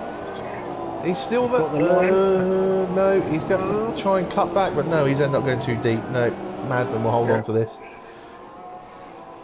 Excellent driving from both drivers. Yeah, and now Madman, can he now focus on KO, or is he just going to focus on Charlie still? 5.3 the gap now. I think Charlie's still got enough left in the tyres to attack Madman. I'm looking further down the field, so JB Troll's still 5th, but Michael C and TLK are still nose to tail in 6th and 7th. Matey Boy's all on his own in P8. Putterland again also all on his own in P9. And Artman P10 relatively on his own. He's got White and Callum Rhodes about 5 seconds behind him, but they're battling. So Artman should be able to pull away from those two. Used to Whiteside's having a quiet race in the Renault. He has got Soups for company. He has had Soups for company for most of the race. He appears to have pulled a bit of advantage over him now over the last 5 or so laps. The gap was 5.3. It's now 5.2. So the slowly starting to come back down again, and he has gapped Charlie now as Madman. I think Charlie's close to needing a pit stop. No, I think the next 2 or 3 laps Charlie will be in.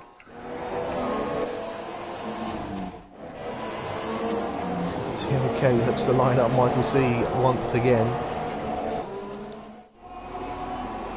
As you know, the undercut is very effective here, so if Madman does need to pit again, Charlie should get the undercut on him. Yeah.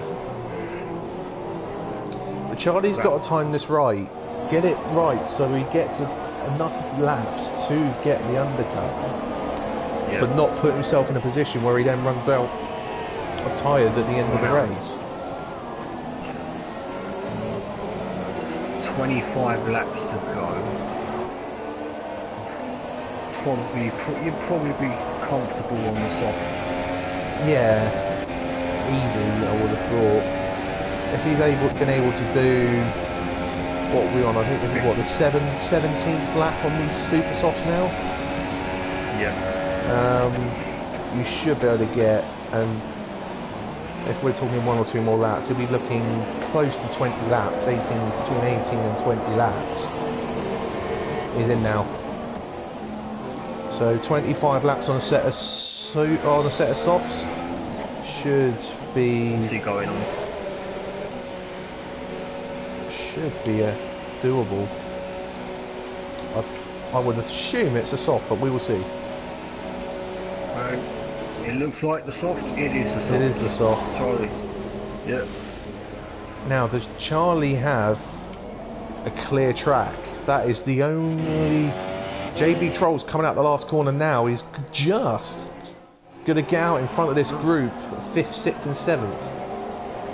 Which is crucial for Charlie. So Charlie is going to hold on to P4, and now he's got a nice clear track to utilise these tyres. But will this trigger an early stop for KO, or for any of these three? J19, possible. These three, in theory, could all pit now and go on to the softs to the end. They could shorten their stint now to cover off Charlie if they wanted to. But will they want to do that? I think J19 has got to push, because you could possibly lose a lot of ground to Charlie here. Yeah, you could do. All of these guys could. We've got to keep an eye on Charlie's times here. He's half a minute off the lead. And he was, what, 6 seconds off? Yeah. So we're talking about 24 seconds. All three of them, all top three have gone round again. We're looking around 24, 25 seconds. The gap needed to stay ahead. Charlie has picked up a stop-go penalty on lap 31. Oh, that's the lap he pitted. Yeah. That'll be for speeding sped in the pit lane. So that will result. He won't pit again. Stop-go result is like a time penalty. Yeah. Effectively, so that would be 5 seconds onto the end of his race time. So if Charlie is going to win this race, he's going to need to find 5 seconds on top of any already applied penalties to win this race. But he's not really making any inroads. It's still 30 seconds, that gap. The problem Charlie's got is fuel lights on, so he hasn't got the fuel to burn. He's into fuel management now. I'm just wondering, would he burn for a few laps, just use up the fuel for a couple of laps, until maybe these guys pitted, sort of fluctuate between rich and standard, and then maybe go into fuel management if he gets position. It's a risk. We've got green flags at the last turn. We've got spun Red Bull on the exit of the last turn there. Who was that? Was that Callum? It is Callum. He's going to come out right in front of J19. Look. And he's got a lot of wing damage. Yeah, that is a lot of front wing damage. That is. Where's Whitesider's just coming around the last corner now, so he's going to lose. He's basically going to be at the back of the field now. Yeah. That is his race ruined right there. Right, Charlie's now under half a minute. It's 29 and a half. But he needs to find more. His fuel light's gone out, so he's right on the zero. So can he afford to push? Madman has got to 3.3 seconds behind KO. I think Charlie's pushing now. He's gained 7/10 in the last 2 sectors. Yeah. Charlie is, I think, now got those tyres working. But the problem is, he still needs to find about 5 seconds to really make a difference on KO. But at the moment, he's 26 behind Madman. And we think it's about 24 for a stop. It is going to be extremely tight. As the top 2 go round again. Charlie's coming up to some traffic as well, which is not going to help his cause. 29.1 the gap now. The gap's coming. That's a second in a lap he's gained. Yeah. That this gap, this is Supes and Whiteside, this gap, this traffic.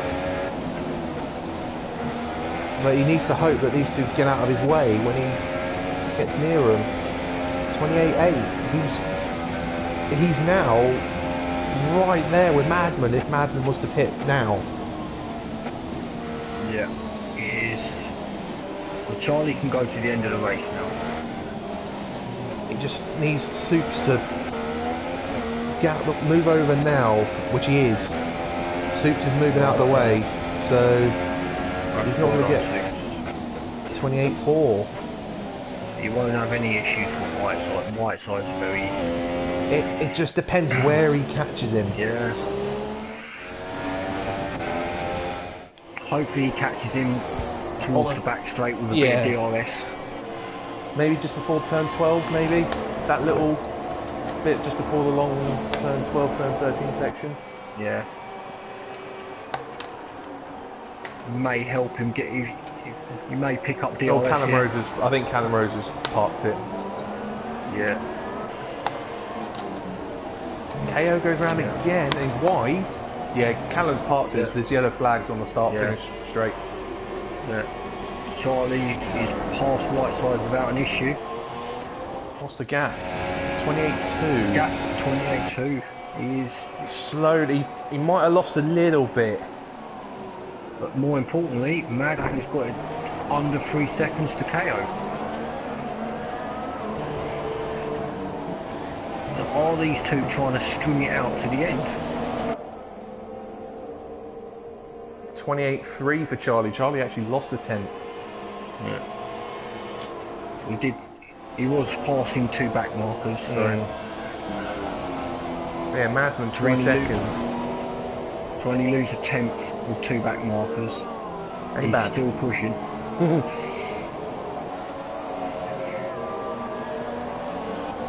Going to KO. KO is looking a little ragged. 3.4. I think Madman had to navigate past the Williams of the matey boy through that sector. Could be way close, so up to KO because KO's dealing with him too. KO is... How long has he been on these tyres for? Well, he pitted lap 14. He pitted the same lap as Charlie and J19. So 22 laps in now on this set. Yeah. And we've just done his... Oh, he's in. He's in. He's just done his fastest lap of the race as well. So and he comes in. That's an in lap for you. Yeah. Now, what does he go on? It's another set of softs. Another set of softs. He's going to the end. Now, where does this put Charlie? He was slow on the exit out of the pits. Yeah. Where does this put Charlie? Where does Charlie appear in this? I think he should. Charlie's on the last corner. KO should still be ahead, but it's a lot closer than it has been. Yep. Now.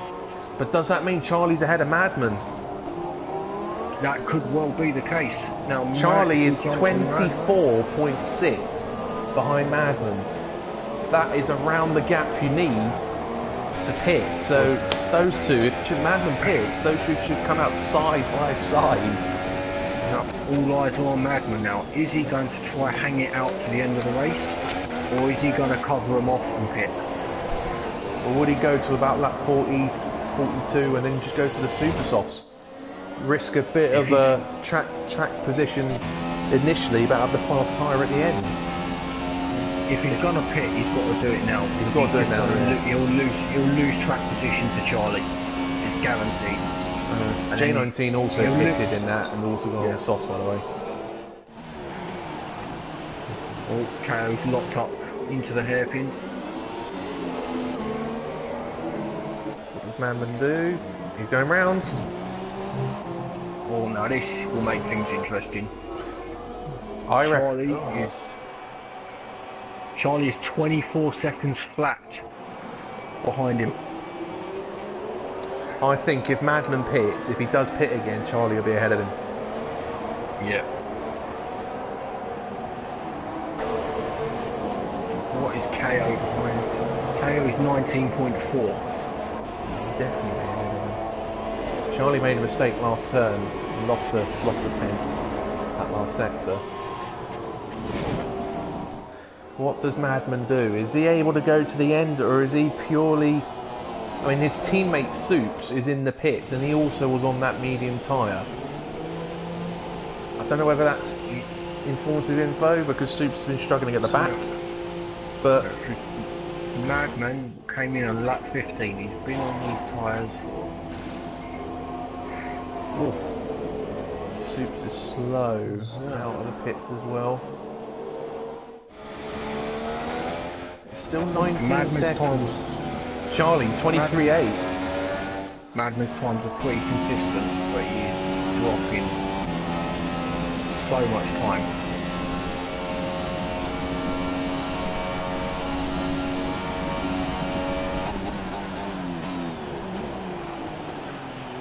A little bit deep into the hairpin as well for Madman.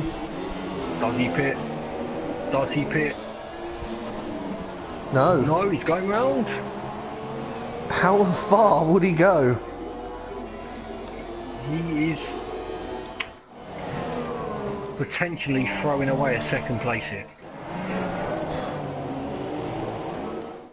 More importantly, a chance of a win. Yeah. Oh, wait. How far is KO behind him? 18.9 seconds. KO's going to have to catch at a second a lap.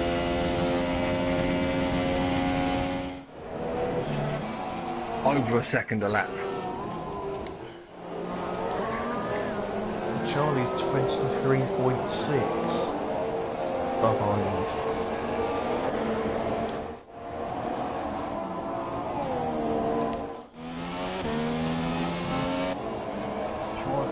Charlie's under 24 seconds now, so definitely put him ahead Of Madman if Madman. he pitted. We will see. Charlie has a 5-second additional penalty, so Yeah, it'll make it very difficult for him to win the race. no. But he's just got to hope that he hasn't actually got many corner cut penalties in comparison to Madman and KO, so that 5 seconds sort of lessens in terms of time lost. KO, Madman Otis only had one He's in, win he's in. for the entire race. Oh, Madman's in. What tyre is he going on? 17 laps to go. Oh, Super Soft should do him. He hasn't used them yet this race. That's gonna be... No, he's No, going it's to the soft soft. tyre. He's got soft. Yeah. Okay. KO No, will go through. Where? There's KO. Where is Charlie? Where is Charlie? There is Charlie. He's Let's coming go. down the pit lane. Oh, just ahead. Wow, we've timed that well. Oh, yeah. And Charlie's off. Charlie's off. Luckily for him, that was the lap smirk of White that he let through, not J19. Yeah. Right, so Madman, 4.3 off KO. Can he catch that in 16 laps? KO does not have any warnings whatsoever. Not a single warning to his name. That's impressive. Very impressive. Madman has one single warning to his name. So if it stays like this, this is a straight on-track fight for position. Penalties will not be involved in the outcome of the race.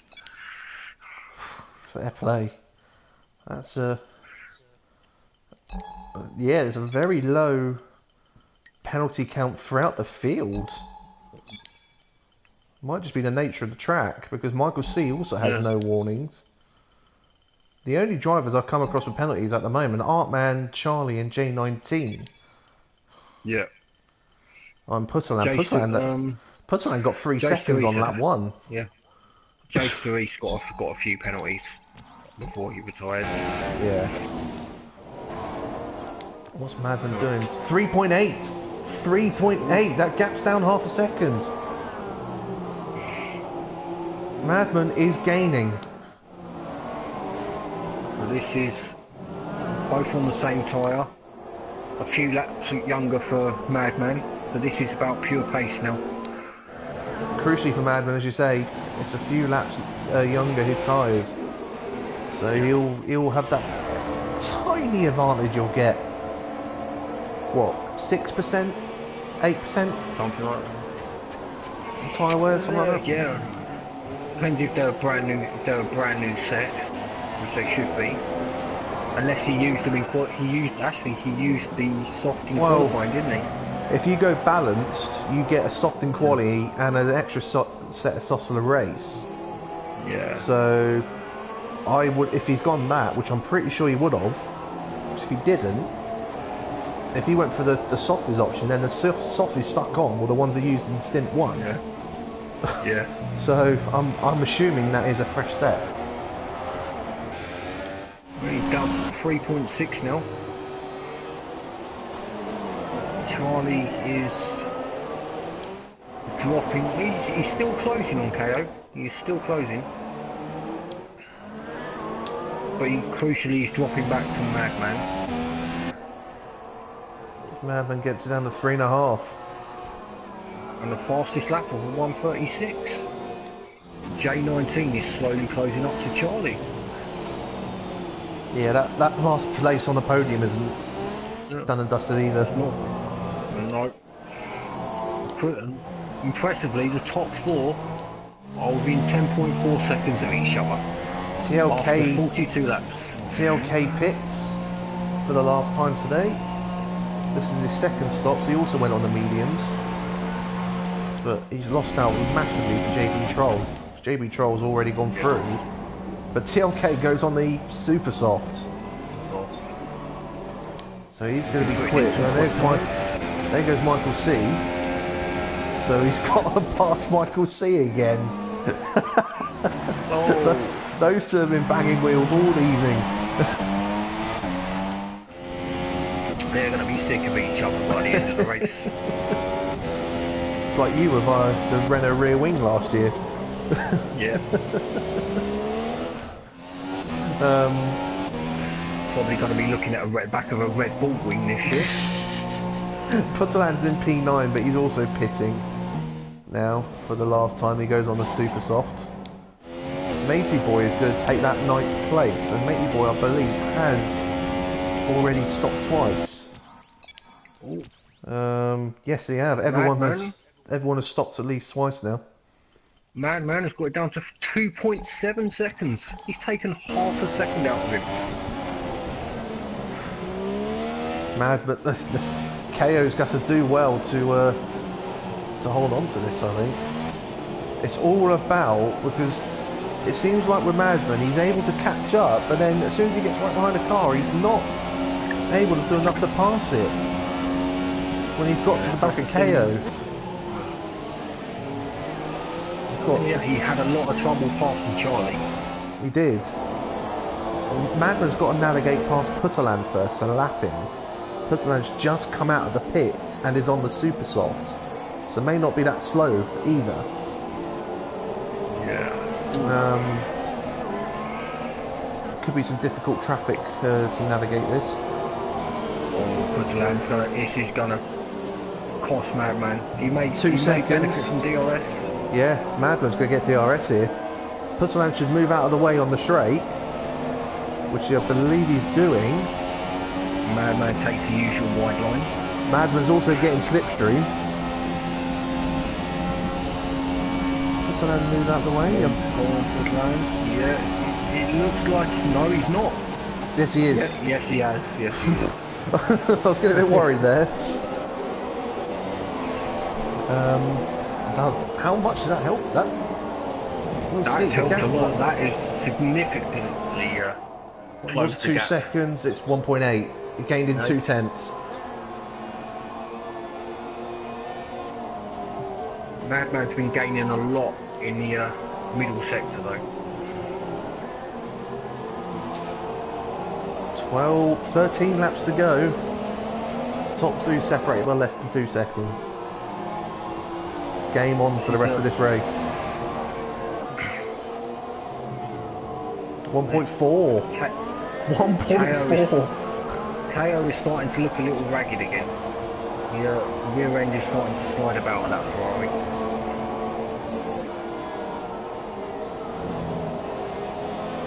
And if you say Madman is gaining most of his time in his middle sector, how close will he be to DRS range? The gap was 1.4, now 1.2. He might get DRS down the pitch straight. I don't think he'll be close enough here, but he might. He'll be close. He'll be close enough for a slipstream. He may get DRS. Looking at that. No, he's just had a really good run. Oh, He's just had a really good run through 13. That is less than a second now. That's about 7/10 that gap. on the brakes, he's closed up even more. And he should get DRS here. Yep, there you go. Definitely. Yep. Gaps, 7/10. Game on, battle on for the lead and for the win. Neither of these guys have got penalties, so straight fight. First over the line, assuming they don't actually get any penalties between now and the end of the race, first over the line will win this. Two completely different strategies and tyre choices. And they've ended up 3/10 a second apart. Yep. After 45 laps. Charlie has fallen a long way back now. Charlie is now under attack from J19. Yeah, J19 is half a second behind him. We've got two battles, both for the podium slots. Charlie seems to be struggling a tiny bit now. Madman has got a very clever line through 13. That was a lot better. He's right with him in the slipstream. There's back markers to contend with as well. This is looking very. KO's got some good straight line speed in that Ferrari, but Madman onto the outside. On the brakes, he's going around the outside. Oh, there's a nudge. There's a touch. There's a nudge. Oh, and another touch, and another touch. Another one. This is going to be. Oh, this is not. Another touch. Both of them want a bit of body work each.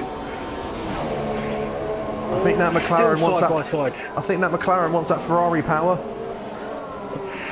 Probably does. Oh, KO's still there. Side by side. They refuse to give up. Madman's got it done. Oh, KO's got a decent. Is he going to look up back up the inside? He is. He's lunged up the inside. More contacts. Little nudges, little nudges. Side by side again. Through the sweeping. Oh my word, these two are leaving each other nothing. And KO's back in front. This is side by side for almost an entire lap. Madman's got to do what he did last lap and get the run down the back straight again to try again. He's going to get the DRS. But he's done it. He's doing it again. Yeah, he's got the run. It's about the same as it was last time, but KO's got decent straight line speed in that Ferrari. Oh, another more contacts down the straight. Where is he? Oh, he's still there. He's got it done this time, but KO will get the DRS this time, down towards turn 1, and he's got a good run. Nothing between these two. KO is going to look into turn 1 here. Round the outside. That was a bigger contact. KO's off now. Yeah. KO may have got some damage from that one. Yeah, KO may have just cost himself a win there. So he seemed to turn in onto Madman there. Madman threw his hand up in frustration. The gap's over a second. Yeah. Well, that's low down. Let's go the battle for P3. This is still on. Charlie and J19. KO looks like he... Yeah. It looks like KO's got wing damage. Now can these two do anything about KO then? If KO's suffering with wing damage. 10 laps to go. You would think if you've got wing damage you'll lose what? A couple of seconds a lap? Oh, most definitely. These two not only could be battling for P3, they could find themselves amongst that Ferrari at the end of the race. It's KO, yeah, KO's dropped 2.5 seconds this lap. Yeah. Yeah, there is a... Yeah, the It front looks wing. like there's end plate, there's front wing damage, Yeah, there's the end plate damage. front wing is Looking more like an ironing board than an F1 wing. 3.2. He's definitely, Yeah. So that's the lead battle done. Question is now, can Charlie and J19 They're close nine, up to they're 9 to KO? seconds. 9 seconds. Oh, J19 spun. Oh, he's held it. Has he held it? He has held Yeah, it. he's held it. Well Very done, impressive. J19.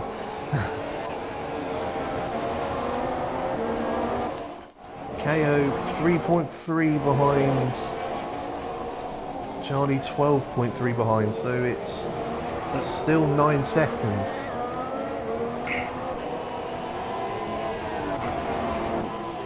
But it'll be through here, it'll be this sector in particular where KO will lose the majority of his time. He would have thought. KO, yeah, 4.6 behind the leader now. He's lost 1.3. And Charlie... He's going to be struggling all the way through here. He's 8 seconds the gap. He took a second out of him in sector 2. Yeah. This Charlie is going to be right on him. These two, Charlie and J19, yeah, will be with him with probably what, around that 54, 55, something like that. And if they do get near him, KO surely won't have an answer. No, he won't have any defence in the middle sector. KO is now 5.2 off the lead. Charlie's 13.3. Oh, KO has gone very wide, very wide. He's on the grass in turn 1. Oh yeah, that might just cost him a podium here today. That could well have just cost him a podium because these two, third and fourth, are catching him quickly. They might. KO is making mistakes constantly now. He can't do anything about it. There's too much damage to the front of that car. There'll be certain parts of the track now where Charlie and maybe even J19 can see. They'll be able to see that Ferrari in the distance. And as you say, KO, he just won't. He can't do anything about it now. Charlie can actually, from on board Charlie, you can actually see KO in the distance. You can visibly see it getting closer. The gap is 5.5 seconds.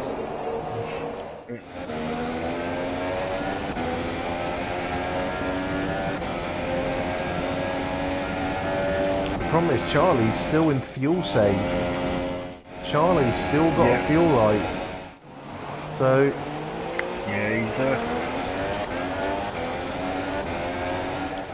oh, the fuel light's just gone off for me. So he's right, yeah, it's gone up for me as well. So again, he's right on that crossover between having fuel and not having enough fuel. Yeah, no, he's come back on again now. He's running it in rich down the straights and then flicking it into lean in the middle sector.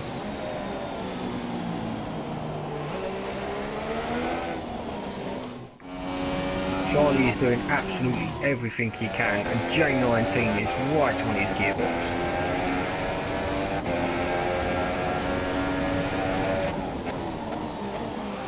Oh, KO Pudland is trying to unlap himself. Is that? Yeah, I was just about to say, Putsalan, just in front of KO, not too, literally a corner or two up the road, is Matey Boy, who's P9. Yeah. Putterland's 10th. Putterland still has a chance of getting P9, but you've got to get past KO to do that. But you would can think, he pull away from KO quick enough to stop the blue flags? well, you would think if he passes him at the right point, he should do. Because he's got the downforce to do it. He's got DRS now. He'll have the And he's got DRS. so much understeer though from 13. But would he use the DRS to... Oh, Charlie is right there. Charlie Six is is on the back retired. straight with KO. Putterland on the back of KO. Putterland is overtaking KO. No, he's not. No, he's not. He's backed out of it. Ooh. This is making things very, very And interesting. there is Charlie and J19 in the background. But KO's got the fuel light on as well. KO's fuel light is flickering.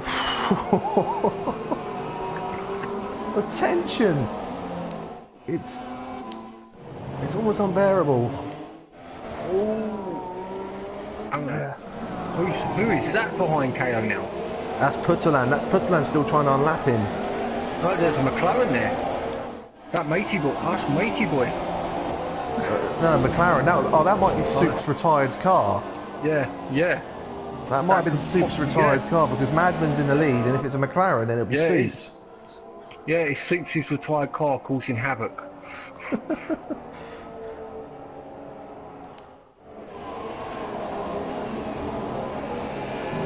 Charlie in his laps first to hang on. Charlie in his first race of the season, he didn't make Australia, so he didn't have the game. In his first race of the season, he's looking at potentially having second place here. Because there is KO. Literally, what, 3 seconds now?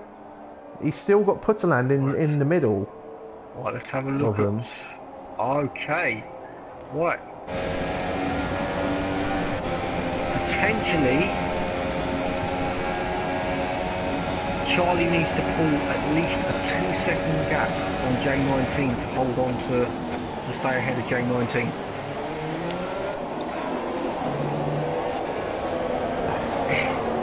The thing is, Charlie needs to pull 5 seconds on KO. But you think with the downforce he's got, if he gets ahead of him, you wouldn't bet against him doing that with the damage that KO is currently having to deal with. But will he have enough laps to catch and get past and create that gap? That is the question. He might be close enough at the end of this lap because KO loses all his time through the fast section in the middle part of this lap. This is where Charlie starts to close up from here. And but he's got Putterland acting as a rear gunner. Putterland will need to move out of the way. I think Putterland has been a little bit almost too kind. I think Putterland could easily get past KO and then pull away and utilise those super softies on. But he's moved out of the way of Charlie now. Sort of. Right. There we go. So Charlie... and then right into the way of J19. Charlie's not quite in DRS range this lap, but he can carry so much more speed through 13. Oh, he is in DRS range. Sorry, he is. J19's got DRS off of Putterland as well. But he's nowhere near passing him. Putterland's backing off though. Oh, yeah. So Charlie will have... Oh, he's got to get past him. This lap he would have thought, lap 53. Yeah. Give him 3 laps. He's got a good run. He's got DRS. He won't be close enough, but KO will be so slow through here. Yeah. Although if you think about it... Oh, Charlie's gone wide! Charlie's lost it! Charlie. Oh. The tension. So he's ghosted again. Charlie's got to do all that work again. Meanwhile, Madman is he's up the road. 16.1 seconds up the road. That just shows how much time KO is losing. Madman has checked out well and truly. And is that rain I see? Oh no, please no. that few sprinkles of rain? Or was that my TV?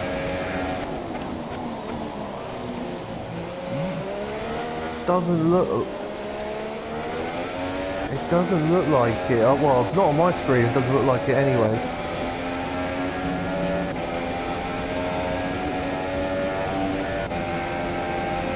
I'm not getting any droplets appearing on my screen yet. Oh, J19, J19. Looking to make a move on Charlie's not quite close enough. KO is running his car very low on fuel. It's flickering on and off constantly. And so Charlie's. Charlie's is more on than off at the moment.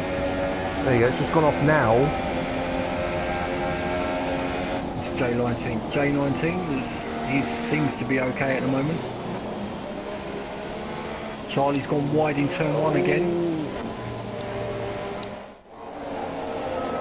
Again, they're catching up. They're catching KO.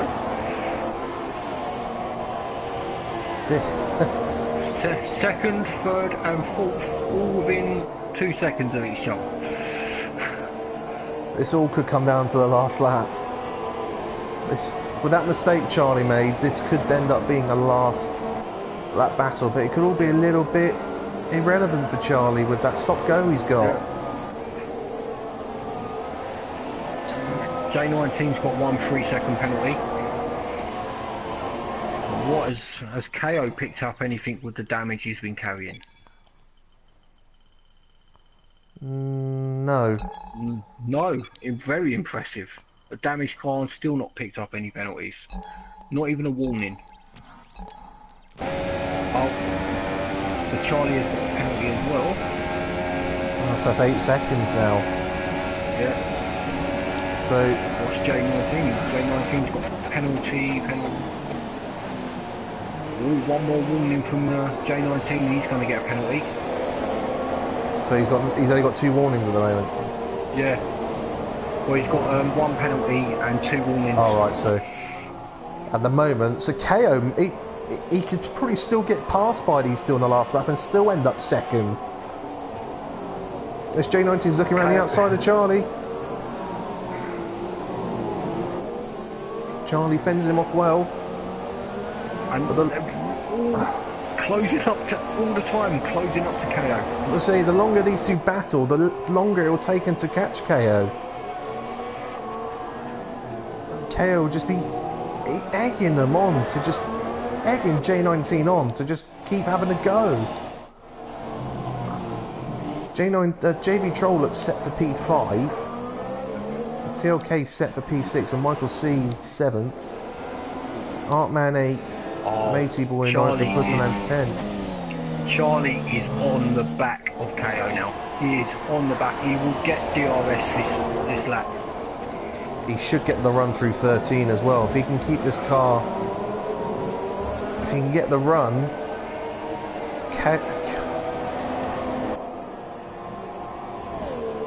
yep, DRS range, is he close enough? Yep. It's going to come down to the last lap, folks. I'm sorry, Madman, if you watch this back and wonder why you're not getting much of a viewing at the moment. It's because you're behind you. It's all going off. Madman has started the last lap. We will go to him. Eventually. Eventually. We'll try and leave it as late as possible. Because Charlie is now looking... Charlie's fuel light is back on. Charlie may not make the end of the lap. Oh. He's up the inside. He's up the inside. He's got him. Charlie has got him. J19 is trying to follow him for it. No. No, KO's fought back. KO's fought back.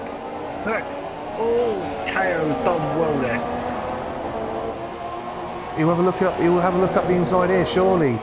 Charlie around the outside. Around the outside. Ghosting.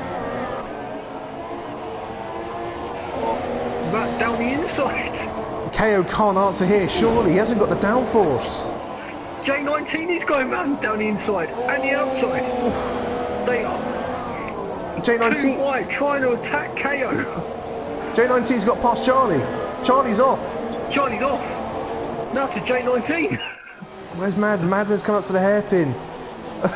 I've got to go to Madman to watch him cross the start-finish line. I am staying on this battle. I am staying on J19. Madman is coming around the final corner to take win number 2 of the season. J19 is on KO's gearbox. He's got DRS. He's going down the outside of him. Oh my word!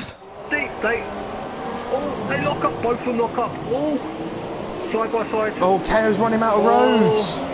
Oh, it's a bit naughty. That is a bit naughty. Out of the last corner, KO's going to hold on to second on the roads. That is a brilliant drive from Yes, KO. it is. Oh, wow. That is brilliant from KO. Absolutely brilliant driving from KO, J19 and Charlie.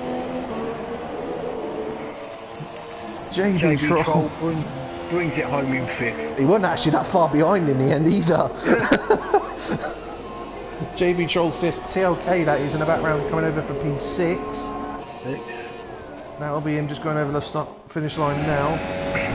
Michael C. Brings it home in 7th perhaps. 2 races into his debut season. Mr. Whiteside is bringing it home in 12th. Although I don't quite get that because there's 7 cars. How many cars left? It's about 12. Yeah. I think there's a few lap cars already crossed the line. Yeah. Whiteside will be the last to. Whiteside will be the last of the cars to cross the line. He's 3 minutes 11 down, so that's 2 laps behind. Yeah. Wow. Well, that was an extremely entertaining race.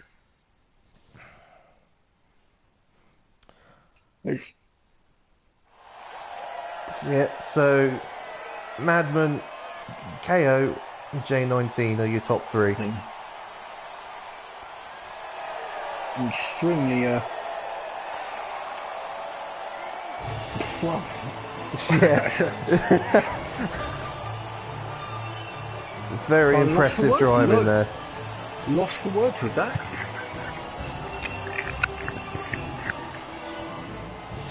We'll give you the rest of the order in a moment. Here we go. So Charlie does hold on to 4th. He gave him 3 seconds in the end. Didn't appear to apply that stop go. Yeah. Okay, Oh. He may have done it at his pit stop. Yeah. May have applied it. Probably got it on his last. Oh no, he wouldn't have done. Yeah, you might be right. JB Troll on P5, TLK 6th, Michael C 7th, Artman P8, Matey Boy 9th, Putterland 10th, with White and Whiteside 11th and 12th. And then you got Soups, Callum Rose, Dave 1025, Jace 3 all retire. And also BK never actually took the race start. He did the qualifying, but didn't actually take the race start.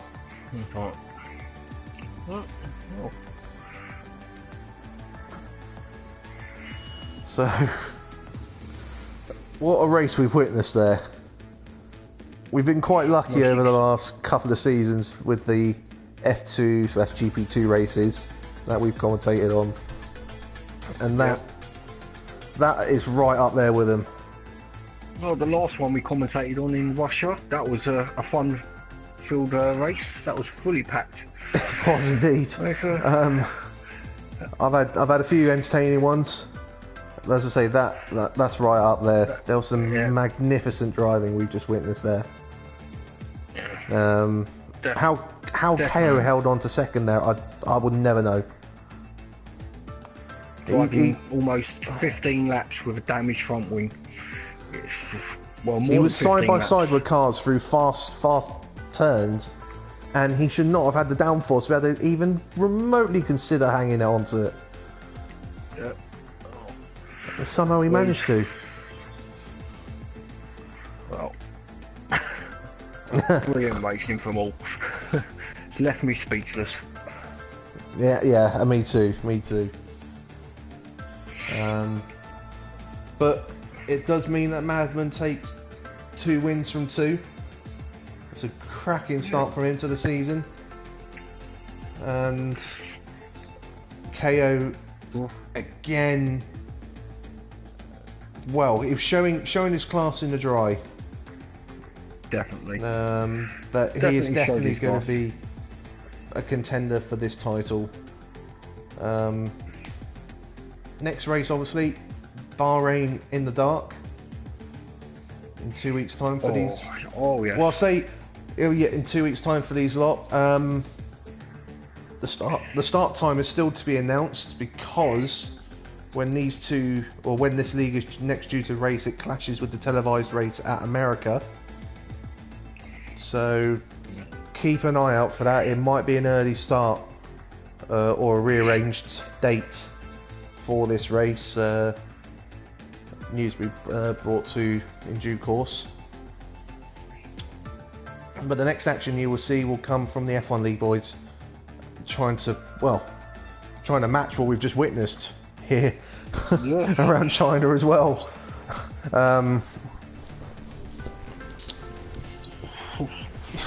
It'll be difficult. We have the tomorrow night to look forward to as well, the classics. Oh yeah, keep an eye on the streams because we are doing classics tomorrow night as well, coming from Monaco, and by popular demand, Monaco is being done in the dark. Yes. So keep an eye on our streams through racestation.net. That should be a little bit of fun to witness. Oh yes, that will be. Considering I'm driving the MP 423. I'm driving I've got the Renault R26. That'll be fun then. Which will be fun around there tomorrow. But I will see you guys in 2 weeks' time for the Bahrain race. SH should be back. Well, will be back.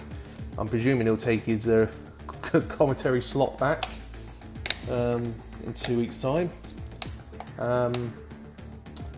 But the F1 boys will be racing next week, and it'll be KO and Whiteside, I believe, will be your commentators next weekend. So, I hope you enjoyed the race. Thank you, good night, and we will see you all very, very soon.